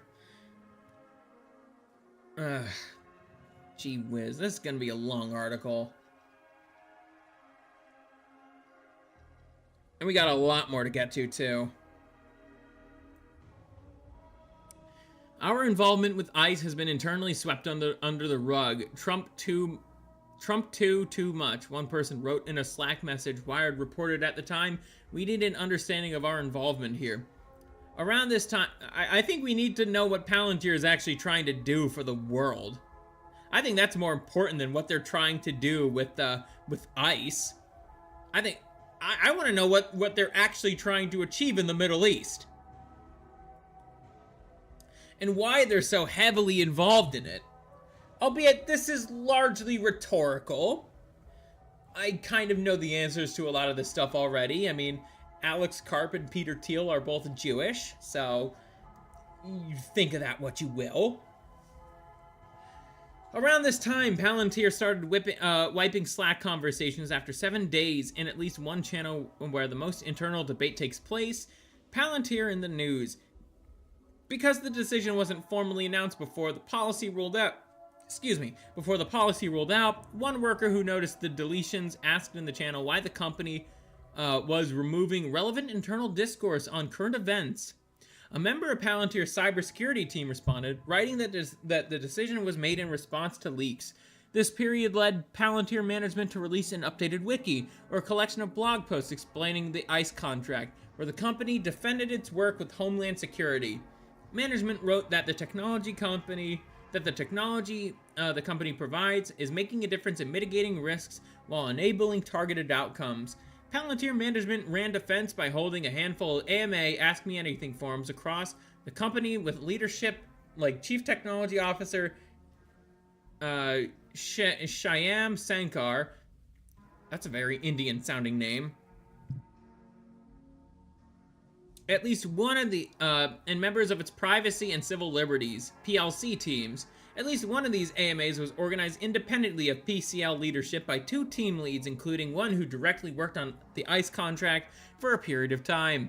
This was very rogue, a PCL employee who worked on the ICE contract said in a February AMA, a recording of which was obtained by Wired. Courtney Bowman, head of Privacy and Civil Liberties of the Privacy and Civil Liberties team, doesn't know that I'm spending 3 hours this week talking to IMPLs, Palantir terminology for its client-facing product teams, but I think that but I think this is the only real way to start going in the right direction. Throughout the lengthy call, employees working on a variety of Palantir's defense projects posed hard questions. Oh, so the people who have been working on the murder drones? I wonder what questions they have. Why are they so butthurt about a bunch of Browns being deported? That's their whole job, is to try to build drones that bomb them. If they care so much about the Browns all across the world, maybe they shouldn't be working at fucking Palantir. What is the most malicious thing that could come out of this work? Oh, wait, hold on. Could ICE agents delete audit logs in Palantir software? Could agents create harmful workflows on their own without the company's help? What is the most malicious thing that could come out of this work? This one's actually pretty interesting. As somebody who has a master's in this kind of stuff, yeah, the whole point of a workflow is to help the company.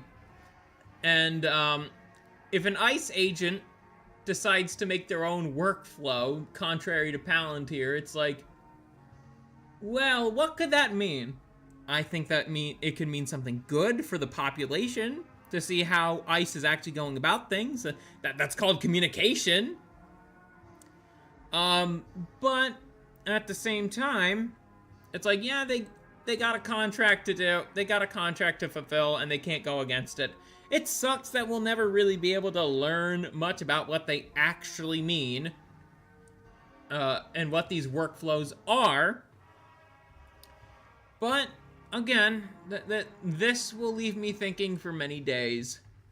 Again, I got my master's in information science, so there's that. What's the most malicious thing that could come out of this work? Malicious? Define malicious. That's interesting to me too.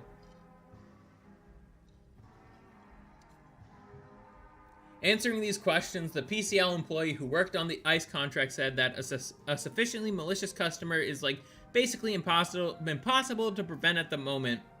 Again, define malicious. And could only be controlled through auditing to prove what happened, and legal action after the fact if the customer breached the company's contract. At one point during the call, one of the employees tried to level with the group, explaining that Palantir's work with ICE was a priority for Karp and something that likely wouldn't change anytime soon. Karp really wants to do this and continuously wants this. He's trying to suck up to the regime. If you can't fucking tell that, you're too stupid to be engaging in politics, let alone power politics. Why wouldn't a bunch of tech companies try to suck up to Trump? After all, during his campaign trail, he literally he said that he would target these platforms if they didn't allow right-wing thought to be expressed without censorship. Why do you think Meta suckered up to Trump the moment he got elected? Anyways, we're largely at the role of trying to give him suggestions and trying to redirect him, but it was largely unsuccessful. Well, Karp's autistic. Coming from Wunsburg, if my mind is set on something, it's basically set on something. At least I give things a little bit more thought before I do them, though. And we seem to be on a very sharp path of continuing to expand this workflow. Around the time of these forums, Karp sat down for a pre-recorded interview with Bowman, seemingly to discuss Palantir's contract with ICE, but refused to broach the topic directly. Instead, Karp suggested that employees interested in the work sign non-disclosure agreement before receiving more detailed information. Then came the deadly February 28 missile strike on an Iranian elementary school on the first full day of the Trump administration and Israel's war in Iran. The US is the only known country in the conflict to use specifically that type of missile. More than 120 children were killed when a Tomahawk missile struck the school. Lord have mercy on those kids, man. Lord have mercy. Genuinely. Kicking off a series of and the teachers too, all the innocent people that died in that. Lord have mercy on them. Lord have mercy on them all. I did, Rexus, I did. Don't worry, I did. Some comments I'm just reading in my head. Huh? What's this? Oh. Anyways, sorry, I just got a little distracted there. Where are we? More than 100 struck the school, kicking off a series of investigations that concluded that the U.S. was responsible, and that surveillance tools like Palantir's Maven system had been used during that day's strike. We should I'm gonna look into that right now. Palantir Maven. And we can actually go to Palantir's blog. We're definitely not gonna read this whole fucking thing though, that's for sure.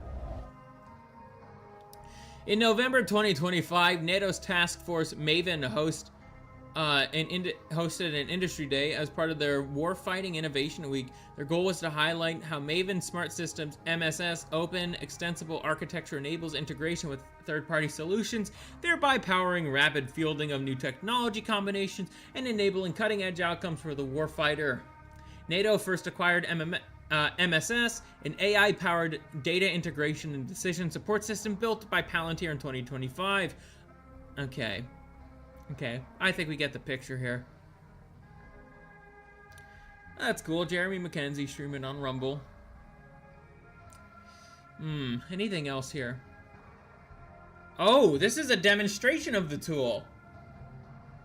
Viewing and comparing Saffron AI detection of an area of interest in MSS.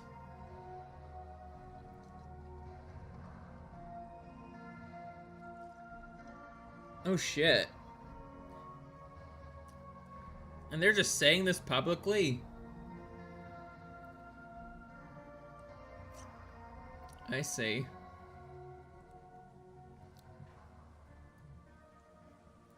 For a company full of employees already reeling over its work with ICE, possible involvement in the death of children was at a breaking point. What was a breaking point? I guess the root of what I'm asking is, were we involved and are doing anything to stop a repeat if we were? No, they're gonna continue with this. We're gonna continue. They're gonna continue with this. Actually, I'm gonna find something for you guys real quick. It's a video.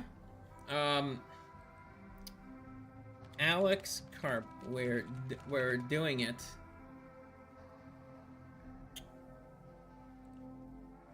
Alex, as always, we have... Yeah, this is from. Okay, this is from 2024. This is from way before. Okay, I do have to get this here. Yeah, we have to, it's gonna look a little weird, right? It's not in the proper view, and I don't want to fucking fix it. But we have this video from Alex Karp here. Back in 2024, and he was saying exactly this. I thought it was from like this year. No, it's from 2024. Alex, as always, we have a lot of individual investors on the line. Is there anything you'd like to say before we end the call? We're doing it. We're doing it. We're doing it. And I'm sure you're enjoying this as much as I am. Yeah, literally, Emily Yukis used this quote in the JD Vance show. It's like, we're doing it. We're doing it. It's because it's just like, you can tell this guy is really happy about the shit that he does. Let's not talk to analysts about the burden of being right, our burdens of investing in ontology, our burdens of actually looking at the math, the burden of reading what the Rule of 40 is, the burden of being honest about what an enterprise software company is, or the burden of explaining to your friends that you're really happy. Maybe we should just stop talking about it. I'm very happy to have you along for the journey, and you are partners for us. Every Palantirian, we are crushing it. Everyone else who's listening, we are dedicating our company. We have dedicated our company to the service of the West and the United States of America, and we're super proud of the role we play, especially in places we can't talk about. And we love our success in the U.S. and globally. Also, you know, we are doing in the United Kingdom and many other places. Let's not burden ourselves with the moral weight of our actions. Yeah, that's totally what a what a sane person would say. Right. Right. Okay.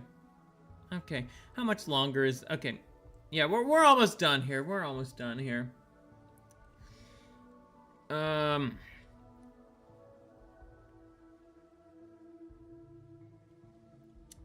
Some employees post similar questions in the thread, while others criticize them for discussing what could be considered classified information in a Slack channel open to the entire company. The investigation is ongoing. The Palantir spokesperson said that the company was proud to support the U.S. across Democratic and Republican administrations. Wow, they just admitted it. What I thought, they literally admitted it. They're just simps for the current regime. It's that fucking simple. It really is that fucking simple. They love simping for the current regime. And they are going to do whatever they can to keep simping for the current regime. Damn the sentiments of the employees. Well, let's be real. Are the employees working there really people? I mean, they sold their souls to this company, so I don't know why they suddenly care about one group of Browns, you know, not even being killed. They're being deported. Meanwhile, they're happy to kill another set of Browns in a different fucking continent that isn't their own.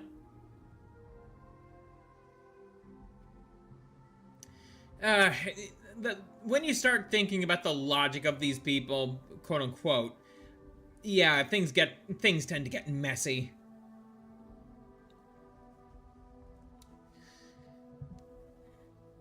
And no, I don't really like Muslims, in case there's people asking. I don't really like Muslims. I'm Greek Orthodox. It comes with the territory. Palantir's, hold on. In March, Karp gave an interview to CNBC claiming that AI could undermine the power of humanities-trained, largely Democratic voters and increase the power of working-class male voters. While critics reacted to the piece, calling the statements concerning, so did employees internally. Is it true that AI disruption is going to disproportionately affect women and people who vote Democrat? Well, it's going to affect women because women work the majority of HR jobs and well, let's be real, they shouldn't be working them anyways. But also, let's not forget, for AI that's already being employed in regards to hiring people, it's like, no. It is truly like a World of Warcraft dungeon finder experience. You will, if you're DPS, mind you, you will be declined because the way that the AI is programmed, they're still gonna hire women. It's just some women are losing their jobs. That's it. The DEI nonsense is only gonna get worse with AI. I'm telling you, that's a prediction I got.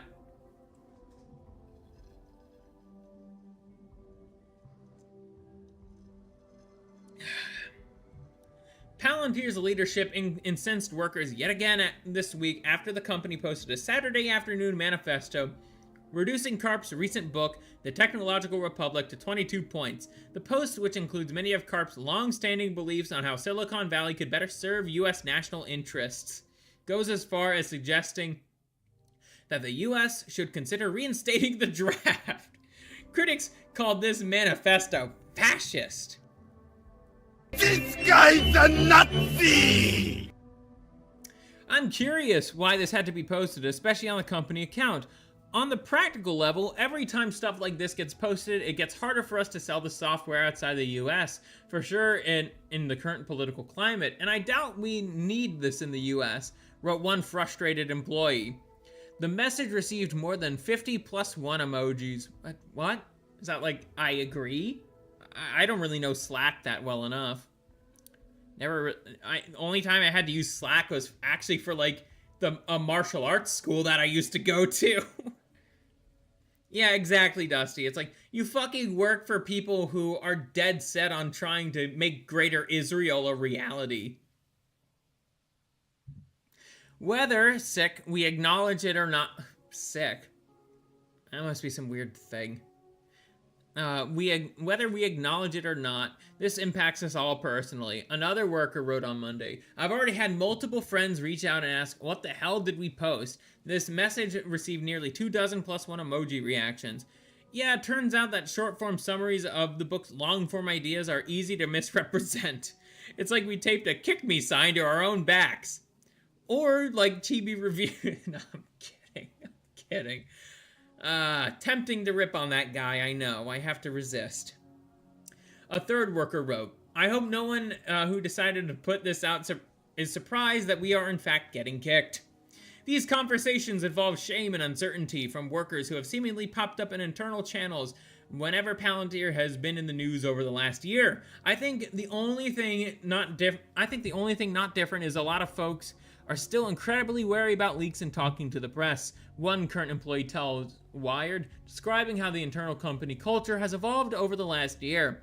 All this of the dissent doesn't seem to bother Karp, who recently told workers that the company is behind the curve internally when it comes to popularity. Gee, I wonder why. It's not like we didn't read a whole fucking article about this. And I'm not talking about the ICE stuff, right? I think Palantir should actually be helping ICE, just not the way that they're doing it right now. I guess we could get to my ideas of how I would turn Palantir into something actually useful when we're done reading this article. But we are far from finished. Oh, yeah, we are far from finished. Let's see. Here he has been consistent. In March 2024, Karp told a CNBC reporter that if you have a position that does not cost you to ever lose an employee, it's not a position. But for employees, the culture shift feels intentional. I don't want to assert that I have knowledge of what's going on in their internal mind, one former worker tells Wired, but maybe it's gotten to a place where encouraging independent thought and questioning leads to some bad conclusions. Oh no. Oh no. Oh man. Alrighty.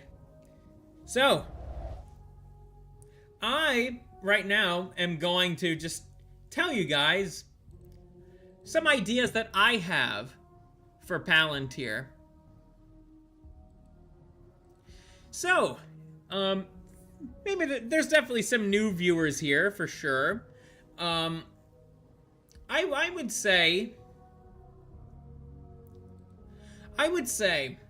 to basically give a very short summary on my views, I am an Orthodox Christian monarchist, and I do think that there are some behaviors that I absolutely cannot stand, that I would absolutely want squashed out, that I would love for them to never ever crop up again in human history. You could see the kinds of things I rail against on my Twitter account on a daily basis. But ultimately, how would I want to use Palantir? Well, first things first, I would want to use Palantir. So I would use Palantir. I still think it should spy on people, right?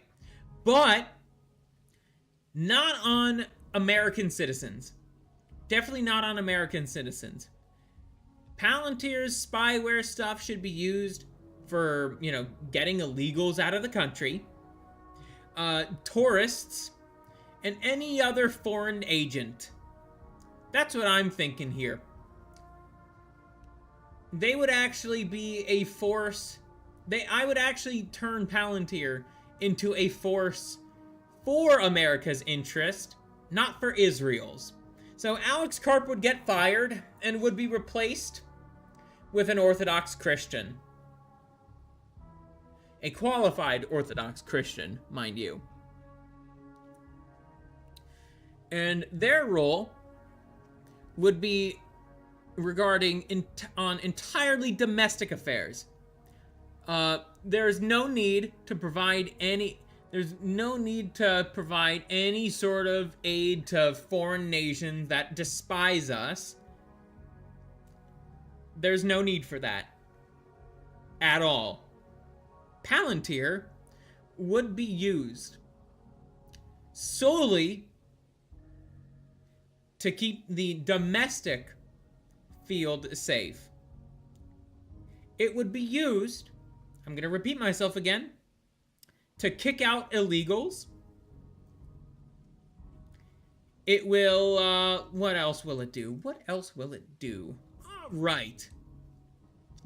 It will also prevent Johnny Somalis from being, from being reckless as tourists. It would also monitor, like, foreign influence as well, just in general. What the fuck, Enoch? Are you serious? Congress is thinking of giving vet benefits to IDF sold. Wait, no. I've heard of this, actually. That's fucking evil, man. That's fucking evil. I've heard about this. I've actually heard about this. This was like from one of them Zionist-controlled candidates. Oh, you said, oh yeah, you did send me that vid, Enoch. You did. 100% you sent me that. Yeah, from Breaking Points. That will be another topic to get into another time, though. Yeah, I did. It's red. It's red. Don't worry, Enoch. It's red. Yeah, our vet benefits are rather shitty. That's also true, Cairo. That's sad to think about as well. Our veterans are treated like shit in this country, man. They really are. I also say exactly this and why in a future video. I gotta edit that one too, man. I'm kind of procrastinating on it. But yeah. Palantir would be used. Just to kind of summarize what I've said so far. Palantir would no longer care about anything outside of the US. They would basically be an enforcement mechanism to make sure immigration is controlled. There's no illegals coming in the country. There's no tourists who are playing the fool. It would basically be used to make sure that, immigration is controlled, heavily controlled. Oh, absolutely, Rexus. I know a few vets too. They've also been fucked over by the government. Anyways, oh boy, let's get back to Palantir.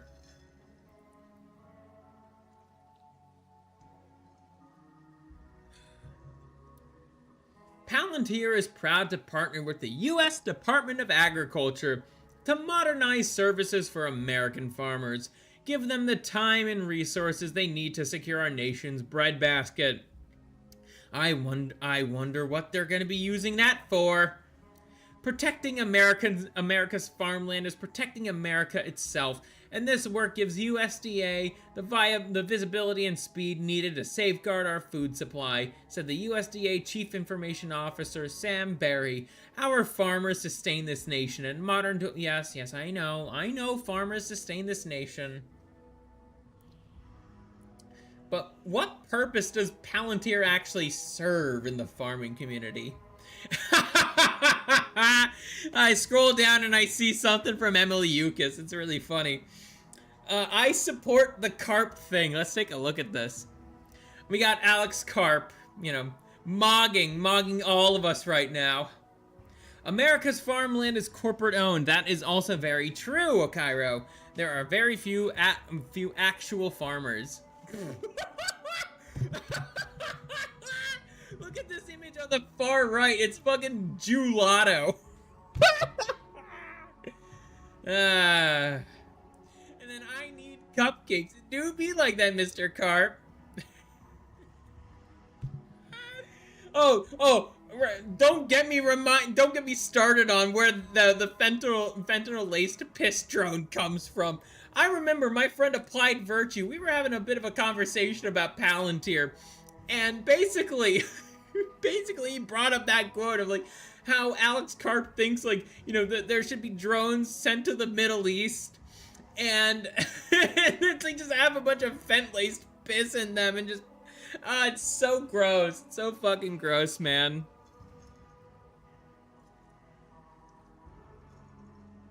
Yeah, it do be like that, Mr. Karp. It do be like that. But we actually have the article right here. It's a pretty short article, so we'll read through it. So, USDA and Palantir launched partnership to deliver faster, modernized support for farmers. Let's see what this is actually about. The U.S. Department of Agriculture, the USDA, and Palantir Technologies announced the signing of a $300 million blanket purchase agreement to support the National Farm Security Action Plan and modernize how USDA delivers services to America's farmers. The agreement advances two priorities: strengthening farm security as a national security imperative, and accelerating producer-first program delivery across USDA's farm production and conservation FPAC mission areas.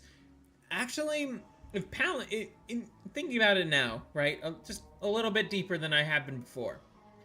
If Palantir, my version of Palantir, the one that's actually America First, were to help out the farming or whatnot, I would absolutely make them come up with ways so that way we don't need to rely on like illegals picking our crops, right? There would be automation of farming, right? I don't deny that, but that's what's already been happening. There's already farming technology, and it's evolved to the point where it's like it's very good at separating out good fruit from bad fruit. Like again, yo, Chronic, how are you? Bro, how are you, man? Welcome. We're just shit talking Palantir right now. Punyiti! I can't believe my Kamiyoshi is watching my stream right now. This is such an honor. But getting back to what I was saying, let's see, Okairo says something. It would be easier on farmers, but it's all the regulations that make it expensive for normal farmers. Yeah, absolutely. Abso-fucking-lutely. That's also true, Okairo. You're gonna get 360 no-scoped by a direct energy weapon, my boy. Yeah, that's true. That's also true. I wouldn't be surprised if that was the case, Chronic. I wouldn't be surprised at all. I'm on Palantir's radar now. Let's see. But as I was saying before, how I would see this collaboration in my monarchist society. Give the lore on this avatar. Okay, I could do that, Chronic. Basically, last year when Uma Musume got like really popular and like among my friends and like the other VTubers or whatnot, it's like all of a sudden I just sprouted horse ears. I had this form for a little bit now. Looks like I chugged 4 bottles of NyQuil. I wouldn't be surprised. I wouldn't be surprised about that. You gotta... That's the thing. I'm very much a spurg, so of course I'd come up with something like this. I got some cool toggles too, like this right here. I could sprout aura arms right here. Gets in the way a little bit, but that's fine. Yeah, I know how to get on Alex's radar. Take away his cupcake frosting. Yeah, don't take away Alex Karp's cupcake frosting, then the whole world will be nuked. Well, thank you, Chronic. I got some other cool toggles as well. Let's see. So I got my pets right here. The Kreemsicle's out. When I get mad, I do this a lot. And then I could do that as well. Anyways, going back to what I was saying before, I find it very... I would find it to be... Fuck, what was I thinking? I had quite a bit to drink tonight too, man. But basically, the way that I would implement some of the things that Palantir is trying to make for farming to actually benefit Americans would be to enhance the farming technology we already have. And the farming technology we have means that we don't need a bunch of illegals working crops for $1 an hour. We could actually pay white Americans a proper living wage to grow and to plant crops while technology does its thing and helps sort the good from the bad. That's my idea, at least. Farm security is national security. Through this partnership, Palantir is empowering USDA with core capabilities that will enable it to secure American farmland, enhance supply chain resilience, and shield agricultural programs from fraud, abuse, and foreign adversary influence. In doing so, USDA will gain critical visibility into risks that affect America's agricultural production and food supply. Why does this read off like a pitch? Why does it read off like a pitch to me? And again, it's like it's using a bunch of like buzzwords and buzz phrases, but well, yeah, it is a sales pitch. Yeah, I know. I'm largely being rhetorical here. And USDA to gain critical visibility, but it doesn't define any of this, at least for now. And even just kind of doing some scrolling down here. Can't say those questions get answered. Can't really say that.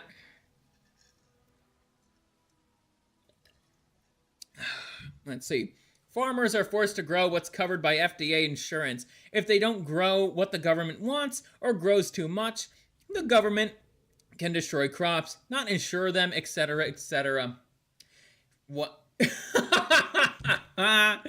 Wow. That's fucking stupid right there. Yeah, that's really fucking stupid. Cuz what that means, if the FDA wants to destroy crops, that means less stuff on the grocery store shelves. Therefore jacking up the price of things. Yeah, exactly. It's just price control. 100%. Okay. Yeah, no. This is just an advertisement. I'm not reading any more of this fucking advertisement, alright?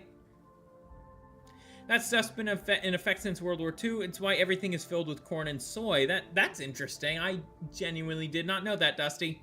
I knew that there were a lot of subsidies the government was paying out for corn and soy in particular, because high fructose corn syrup is in fucking everything. Same with soybean oil. That's also in fucking everything. It's all evil, man. It really is all evil.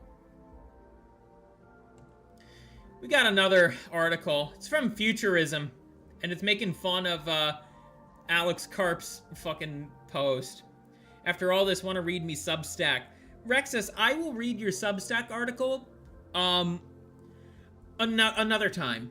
I think it will be the third stream after this. I'll talk about counter-propaganda. What's the phenomenon that you talk about? It's counter-propaganda, right?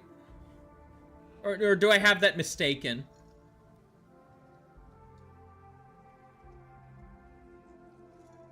Oh, after the stream. I see. Yeah, I'll give it a quick little skim through and then give it a proper read on stream. But hold on, I'll be right back. Just give me a minute.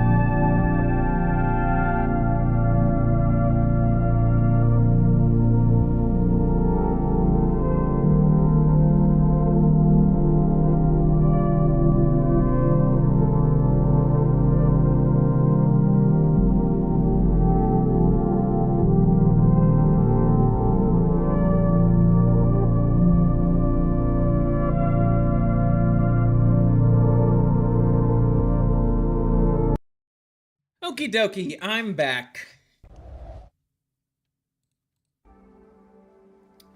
Man, I still can't believe that my Kamiyoshi decided to stop by and watch the stream. I feel so honored, man. I'm gonna let Chronic know later on that I feel really honored about him just stopping by and just chatting and asking questions. Anyways, we got a bit of a shorter article here. Palantir issues ominous corporate manifesto. Again, this is about that post, not necessarily the book itself. The book itself seems like it's been out for quite a bit now, but yeah, we could go back here. It's this post right here for context. You never know, he might be lurking like a shark. Also true. Oh wait, yeah, I was jumping ahead here a little. Military and intelligence contractor Palantir has long struggled to beat the allegations of enabling an Orwellian surveillance state on behalf of the Pentagon. The Alex Karp-led company... Why am I laughing at that? Alex Karp-led company. Like, wow. I can't stop laughing now. Has received huge sums in federal funding to build out a surveillance platform for ICE, along with countless other contracts for military operations, policing, and border enforcement. Not just with the US, but with the IDF and the UK government as well. Just in case its broader mission to supercharge national security using cutting-edge spying was too opaque, Karp penned a 320-page tome titled The Technological Republic, Hard Power, Soft Belief, and the Future of the West. While the book itself was released just over 14 months ago, a 22-point summary the company tweeted over the weekend put the firm and its controversial CEO's ominous worldview in stark relief, drawing shocked reactions.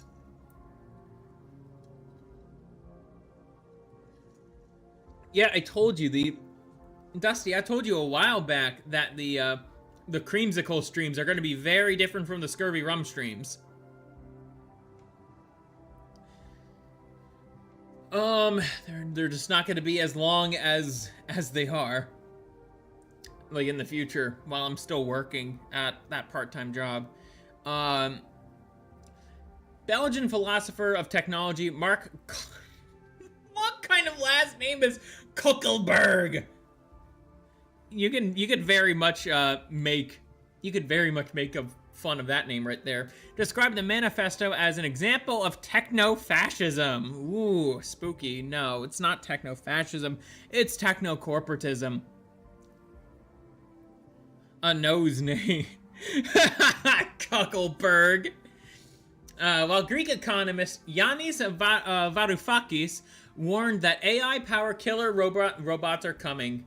In reading of Palantir's hideous ideology, Engadget pointed out that the summary reads like the ramblings of a comic book villain, and we can't help but agree. It doesn't take long for the red flags to shoot up. Karp calls for national service to be a universal duty, and for the undoing of the post. Oh, that's what. Of course, these lib shits would find an issue with that. The real problem is this. This is the real fucking problem right here with Karp's manifesto. Yeah, turns out most people don't want to die for Israel. I keep having to repeat that. Most people don't want to fucking die for Israel. And yes, the jokes do write themselves. Fully. Meanwhile, its calls for the West to shed any sense of inclusivity by resisting the shallow temptation of a vacant and hollow pluralism, closely echoing the far right's repeated response to what it calls woke, essentially inclusive and anti-discriminatory. But no, we ain't doing this. No, that's not what woke means. Woke means left-wing propaganda, all right? That's what that means. As such, Karp told... whatever. No, Palantir's not anti-woke. If it was anti-woke, there wouldn't be that Gelato running the company. The book also argues that the New World Order will inevitably be determined by software and AI-driven warfare, and that violent crime needs to be solved by Silicon Valley itself. No. Also, yeah, you can very much tell that this outlet is liberal right here. No, violent crime has actually been increasing. Nah, we ain't doing this. Yeah. That's the thing about reading a lot of this shit. It's like I have to read from a bunch of fucking liberals, but some things, what they say about Palantir are correct. It's just they are unable to piece anything else about why that's the case. About why Palantir is so evil. Yep. Okay, sorry for my model glitching out there.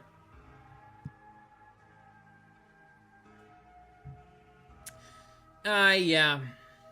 Yeah. Okay, we get the picture here. We get the fucking picture. Next! This one's even shorter. This is about the farmer stuff again.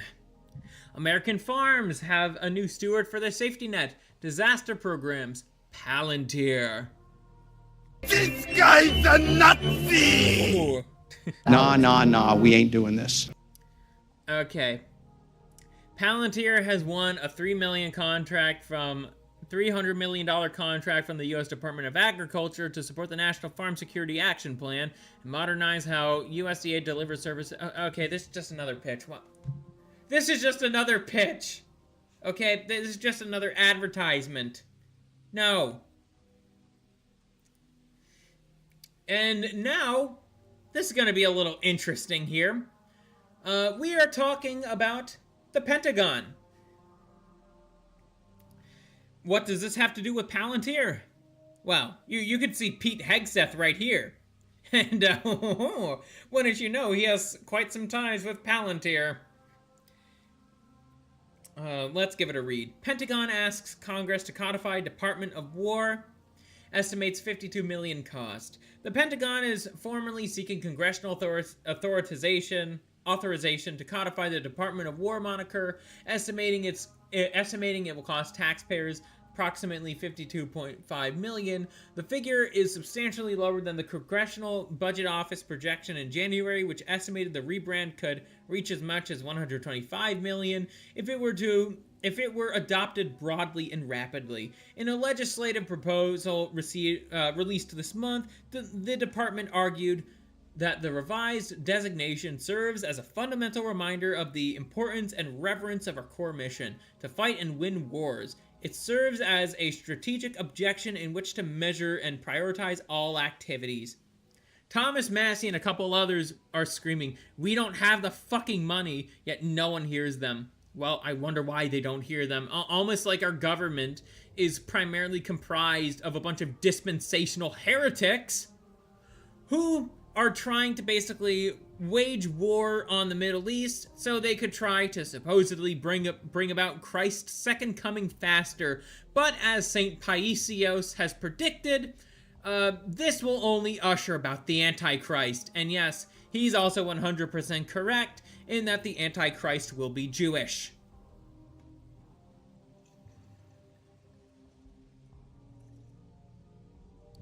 You wouldn't expect it, right? That a monastic like St. Paisios the Athonite would be so in tune with the happenings of the world as it is today. And he died quite some time ago. He was canonized recently, in recent history, but he died quite some time ago. Let me just see. Let me see. Let's see. Saint Paisios, the Athonite. I don't care if I'm signed out of Google. The fuck? No. 1994. That's when Saint Paisios reposed. I wonder if we could get published by Emily Yukis. No, I don't think Emily owns a publishing thing. She just makes animations via Sora. Good shit though, very good shit. Not trying to shit talk her or anything, but Emily doesn't own any sort of publishing. I thought you already had a publisher though, Rexus.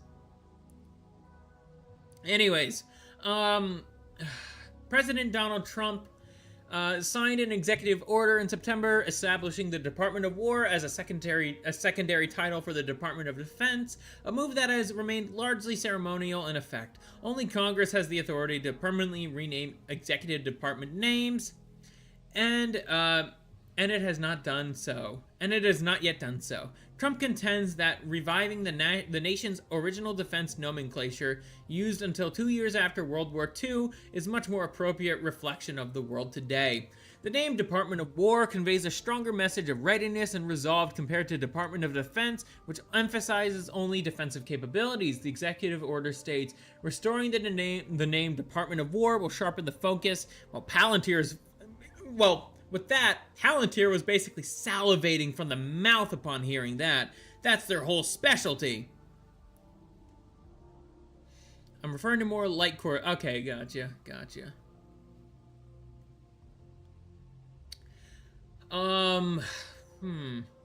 Yeah, no, I don't think Emily would... Yeah, Emily doesn't have any publishing thing, just to answer your question again. Will sharpen the focus of this department on our national interest and signal to adversaries America's readiness to wage war to secure its interests. You sure it's America's interest, Mr. Trump? Or maybe you're more interested in trying to get a massive supply of GGChem!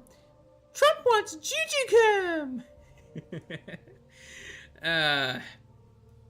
I'm glad Juju-cum is starting to become a thing people are actually starting to say. Emily has come up with a lot of funny things, though. Let's see. The estimated cost, allocate $44.6 million for the defense agencies and the department's field activities, $3.5 million for the military departments, $3 million for Defense Secretary Pete Hegseth's office and Washington headquarters services, and $400,000 for the Joint Staff, Combatant Commands, and National Guard Bureau. Hegseth and General Dan Kane, the chairman of the Joint Chiefs of Staff, will testify before the House Armed Services Committee Wednesday and the Senate Armed Services Committee Thursday on the Pentagon's fiscal 2027 budget proposal. The Trump administration is requesting $1.5 trillion in defense spending, the largest expenditure in modern U.S. history. The rebranding would have no significant impact on the administration's 2027 budget, as the relevant changes were already implemented in 2026, the Pentagon said. Yeah, this is a pretty good look at things, I'd say. No doubt quite a bit of that defense budget will go to Palantir, knowing how much Alex Karp is hardcore simping for Palantir. No, for the government, for the Trump administration. Okay, I'm starting to scramble my brains here a little bit. Oh man. Hey, also one thing, I'm gonna make my Kamiyoshi a mod.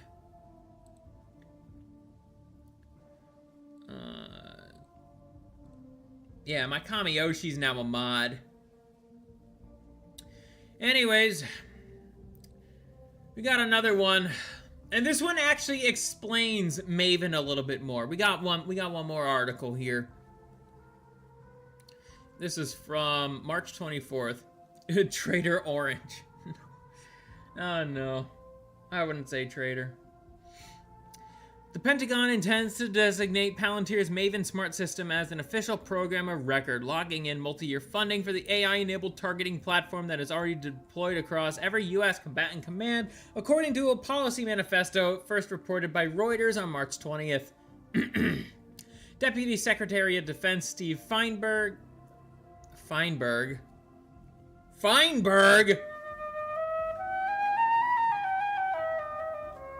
Huh? Hold on. Okay, we got somebody to look up right now. Steve Feinberg.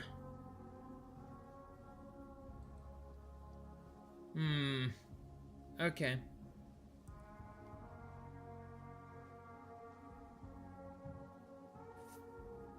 Oh! Look! Early life and education!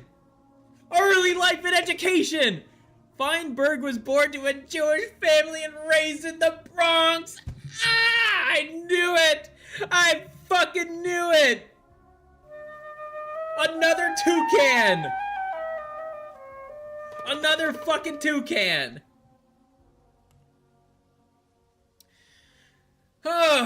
We'll provide, Steve Feinberg signed the memo on March 9th stating that program of record status will provide the stable funding and resources necessary for Maven's continual development. Oh, gee, I wonder why. Integration and use by commanders in combat operations, Bloomberg reported. The designation enters Maven into the future years defense program as a protected line item, giving it visibility and stability across budget cycles that experimental programs lack. The U.S. Army will manage all Maven contracts going forward, and oversight will transfer from the National Geospatial Intelligence Agency to the Chief Digital and AI Officer within 30 days, with program of record status expected before the close of fiscal year 2026 on September 30th. Huh? Oh, motherfucker. Motherfucker, I can't... Article continues below. Yeah, no, I can't continue. What the fuck? I'm not gonna subscribe to this? Airbenders Unite, how are you, man? How are you? What is Maven? Maven started under Deputy Secretary of Defense Robert O. Work in April 2017 as an effort to apply machine learning to drone surveillance footage. Google was the original technology partner, but withdrew in 2018 after employees' protest. What am I looking into? Actually, you kind of joined in for the end of the stream, Airbenders. But we're looking into Palantir right now, as we have been for the whole stream. We have a more interesting view of Palantir's Maven right here. I guess we could continue reading that until around like 10. So we'll go from where we left off. The Epstein class tech. Exactly. Yep, that's what we're looking into, man. That's what we're looking into. Saffron AI develops AI solutions for aerospace and defense. Their pre-trained AI algorithms perform automatic detection, classification, and identification of objects of military interest, enabling analysts to leverage the large amount of satellite data they receive into accurate insight in a matter of minutes. Oh, fuck me, man. We should have never given, Israel that satellite. That was a fucking mistake. You could read all about that in the Samson Project book by Seymour M. Hersh. Good book. I really hope we don't get it in the UK where I'm in. It's scary, like how literally like every party other than one is fine with it. Well, you know what we say. Can't spell cuck without the UK. Yeah, I know your country's going to shit really bad right now, but so is mine. To be fair, so is mine. But you guys, I really do pray for you guys. I really do. The Green Party? What about Reform or Restore? I thought those were the more, like, right-wing nationalist ones.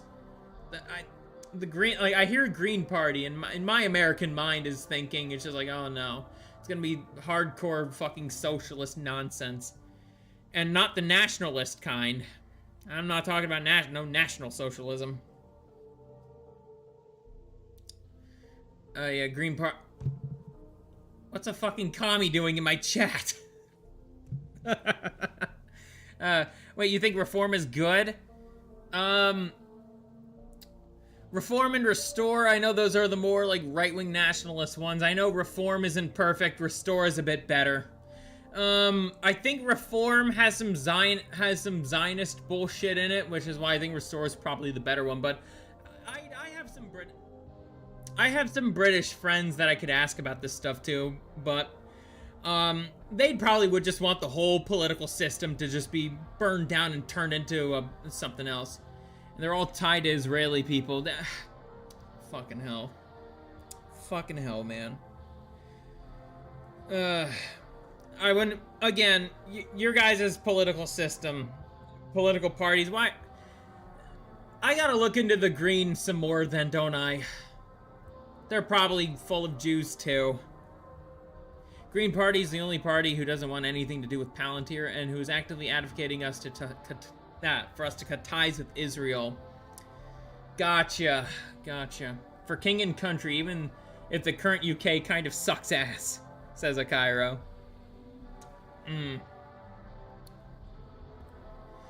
Yeah, let me do some digging here. I guess if we're gonna segue into this topic, why not? I don't really... I mean, their party... Which party? Reform or Restore? Let's see. Green Party, England.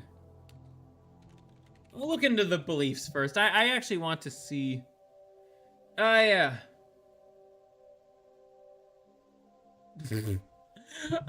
Dude, you... Okay, so if the Green Party's leader is a Jew... yeah, I consider them co-opted as well, my friend. Yeah, no, these days, I'm just so tired of just Jewish infiltration everywhere. So, none of the even if they don't want Palantir in the country, they still share, the guy who runs the Green Party probably still shares the same goal as all the Jews do. It's a very dumb take. No. Dude, don't get me fucking started on how much I know about the JQ. I'm part Ashkenazi myself, okay? I have some personal experience. Yeah, he's probably interested in, again, so regarding the Jews, right?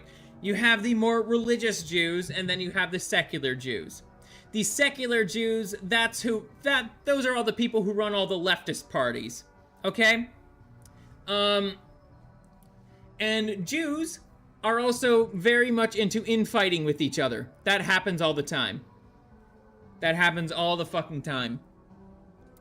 Again, one side, the right-wing Jews, pretty fucking stupid. The left-wing Jews, evil. They get together, do stupid, evil things. They're all working behind closed doors with each other, okay?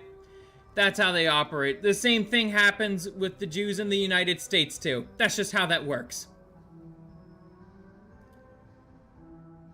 Dude, I just looked into one little thing, okay? You've already given me enough that I need to know. Regarding the Green Party. And also, some of my other chatters said the same thing. They're fucking communists and it's ran by a Jew. Dude, you're talking to an Orthodox Christian. We don't like communist Jews here. So, yeah. Some of the most high-ranking anti-tiny hat-ish people have relations to tiny hats. Yep. Also true, Rexus. They all do. They all fucking do. Stop thinking in terms of party, man. The only Green Party that should exist is the Green Tea Party. Yeah, I do have a sponsor. The Dragon's Treasure. You could use code Kreemsicle for 10% off your entire order. Okay, maybe I should make Twitch chat follow only. Yeah, if I'm gonna get retards who are shilling for communist Jews in here. Yeah, I'm gonna just do that right now.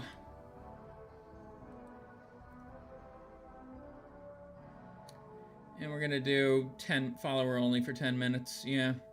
Yeah, I don't want communist Jews in here. You don't belong in the Creamsicle chat. I fucking despise you people. You guys, you fucking communists killed millions of Orthodox Christians. No, I don't tolerate any of you. No, fuck off. You don't belong here. If you think communism is gonna save England, fuck off. Fuck off with that. No, communism is not gonna save England. Only proper monarchy will.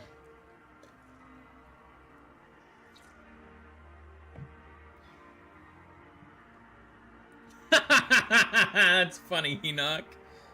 Yeah, I don't care if the Green Party doesn't like Palantir, okay? I don't care. They're still communist Jews. They have no place. They have no fucking place anywhere in the political system. They are only corrosive little fucking cockroaches that should be stomped out. That's how much I despise communists. You only destroy countries. That's what you do. That's your whole MO, is you destroy countries. You don't build them up better. I've seen enough from communist countries. Even if I didn't live in any of them. I know. I read my fucking history, okay?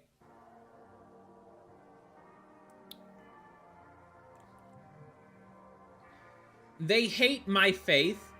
They hate every single country they inhabit. They hate humanity. So fuck them. Fuck them all. Lord have mercy on you, okay? Lord have mercy on you, you fucking commie. I don't tolerate anything kosher in this chat. Well, yeah, I already did. Oh, kind of. That guy's not gonna follow me. It's a pseudo ban. If he does want to follow me, I'll just ban him. I'll just ban him. I don't give a shit.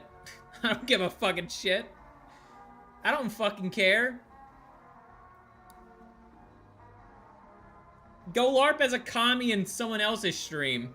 You're not welcome here. No commies are welcome here. Glad we established that. And no, Dusty, I have not had enough to drink. I was willing to look into the Green Party a little bit, just to see. And then I saw, just from the little search thing I did, and I could do more research into that.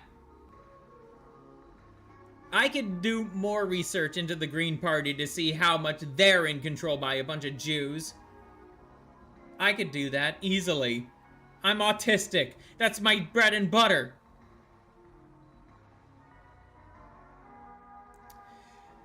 But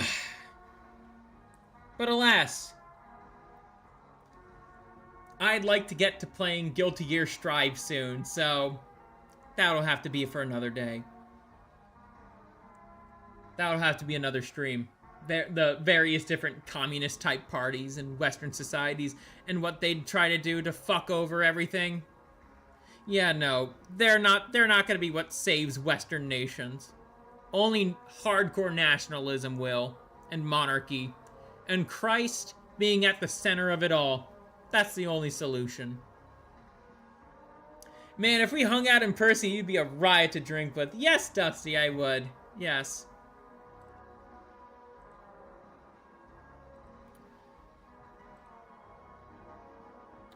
Patriotism fueled by autism, absolutely. No, Odin! No, Odin! No, poor What If Old Hist! Odin's strongest soldier. Okay. Okay. Yeah, that was a lot of fun, man. That was really, really a lot of fun. I'm glad I got to tell fuck you to a commie as well. That was wonderful. I'm also just gonna post this on Twitter right now. Are not welcome in my chat. Fuck off.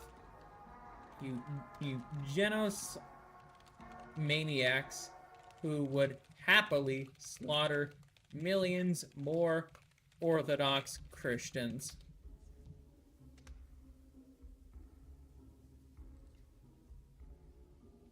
Yeah. Yeah, I just posted that on my Twitter. I just posted that on my Twitter.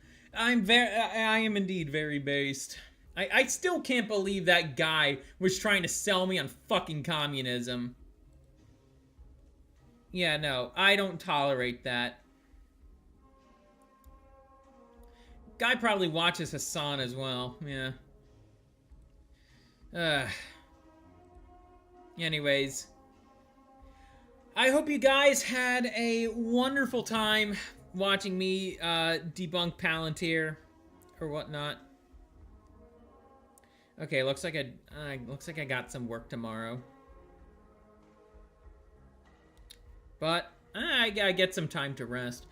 Just by the fact that one of the chatters is fascistic should tell him how the chat feels about communism. And you know which one of the chatters is fascistic.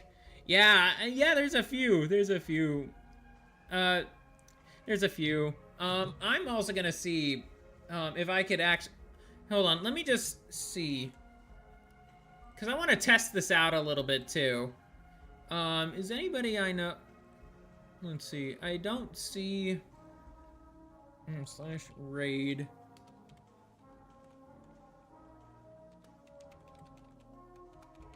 I'm gonna raid out to Icy Pants on Twitch. Because why not?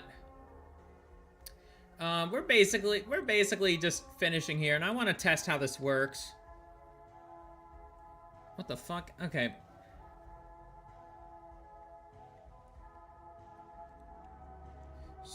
/raid.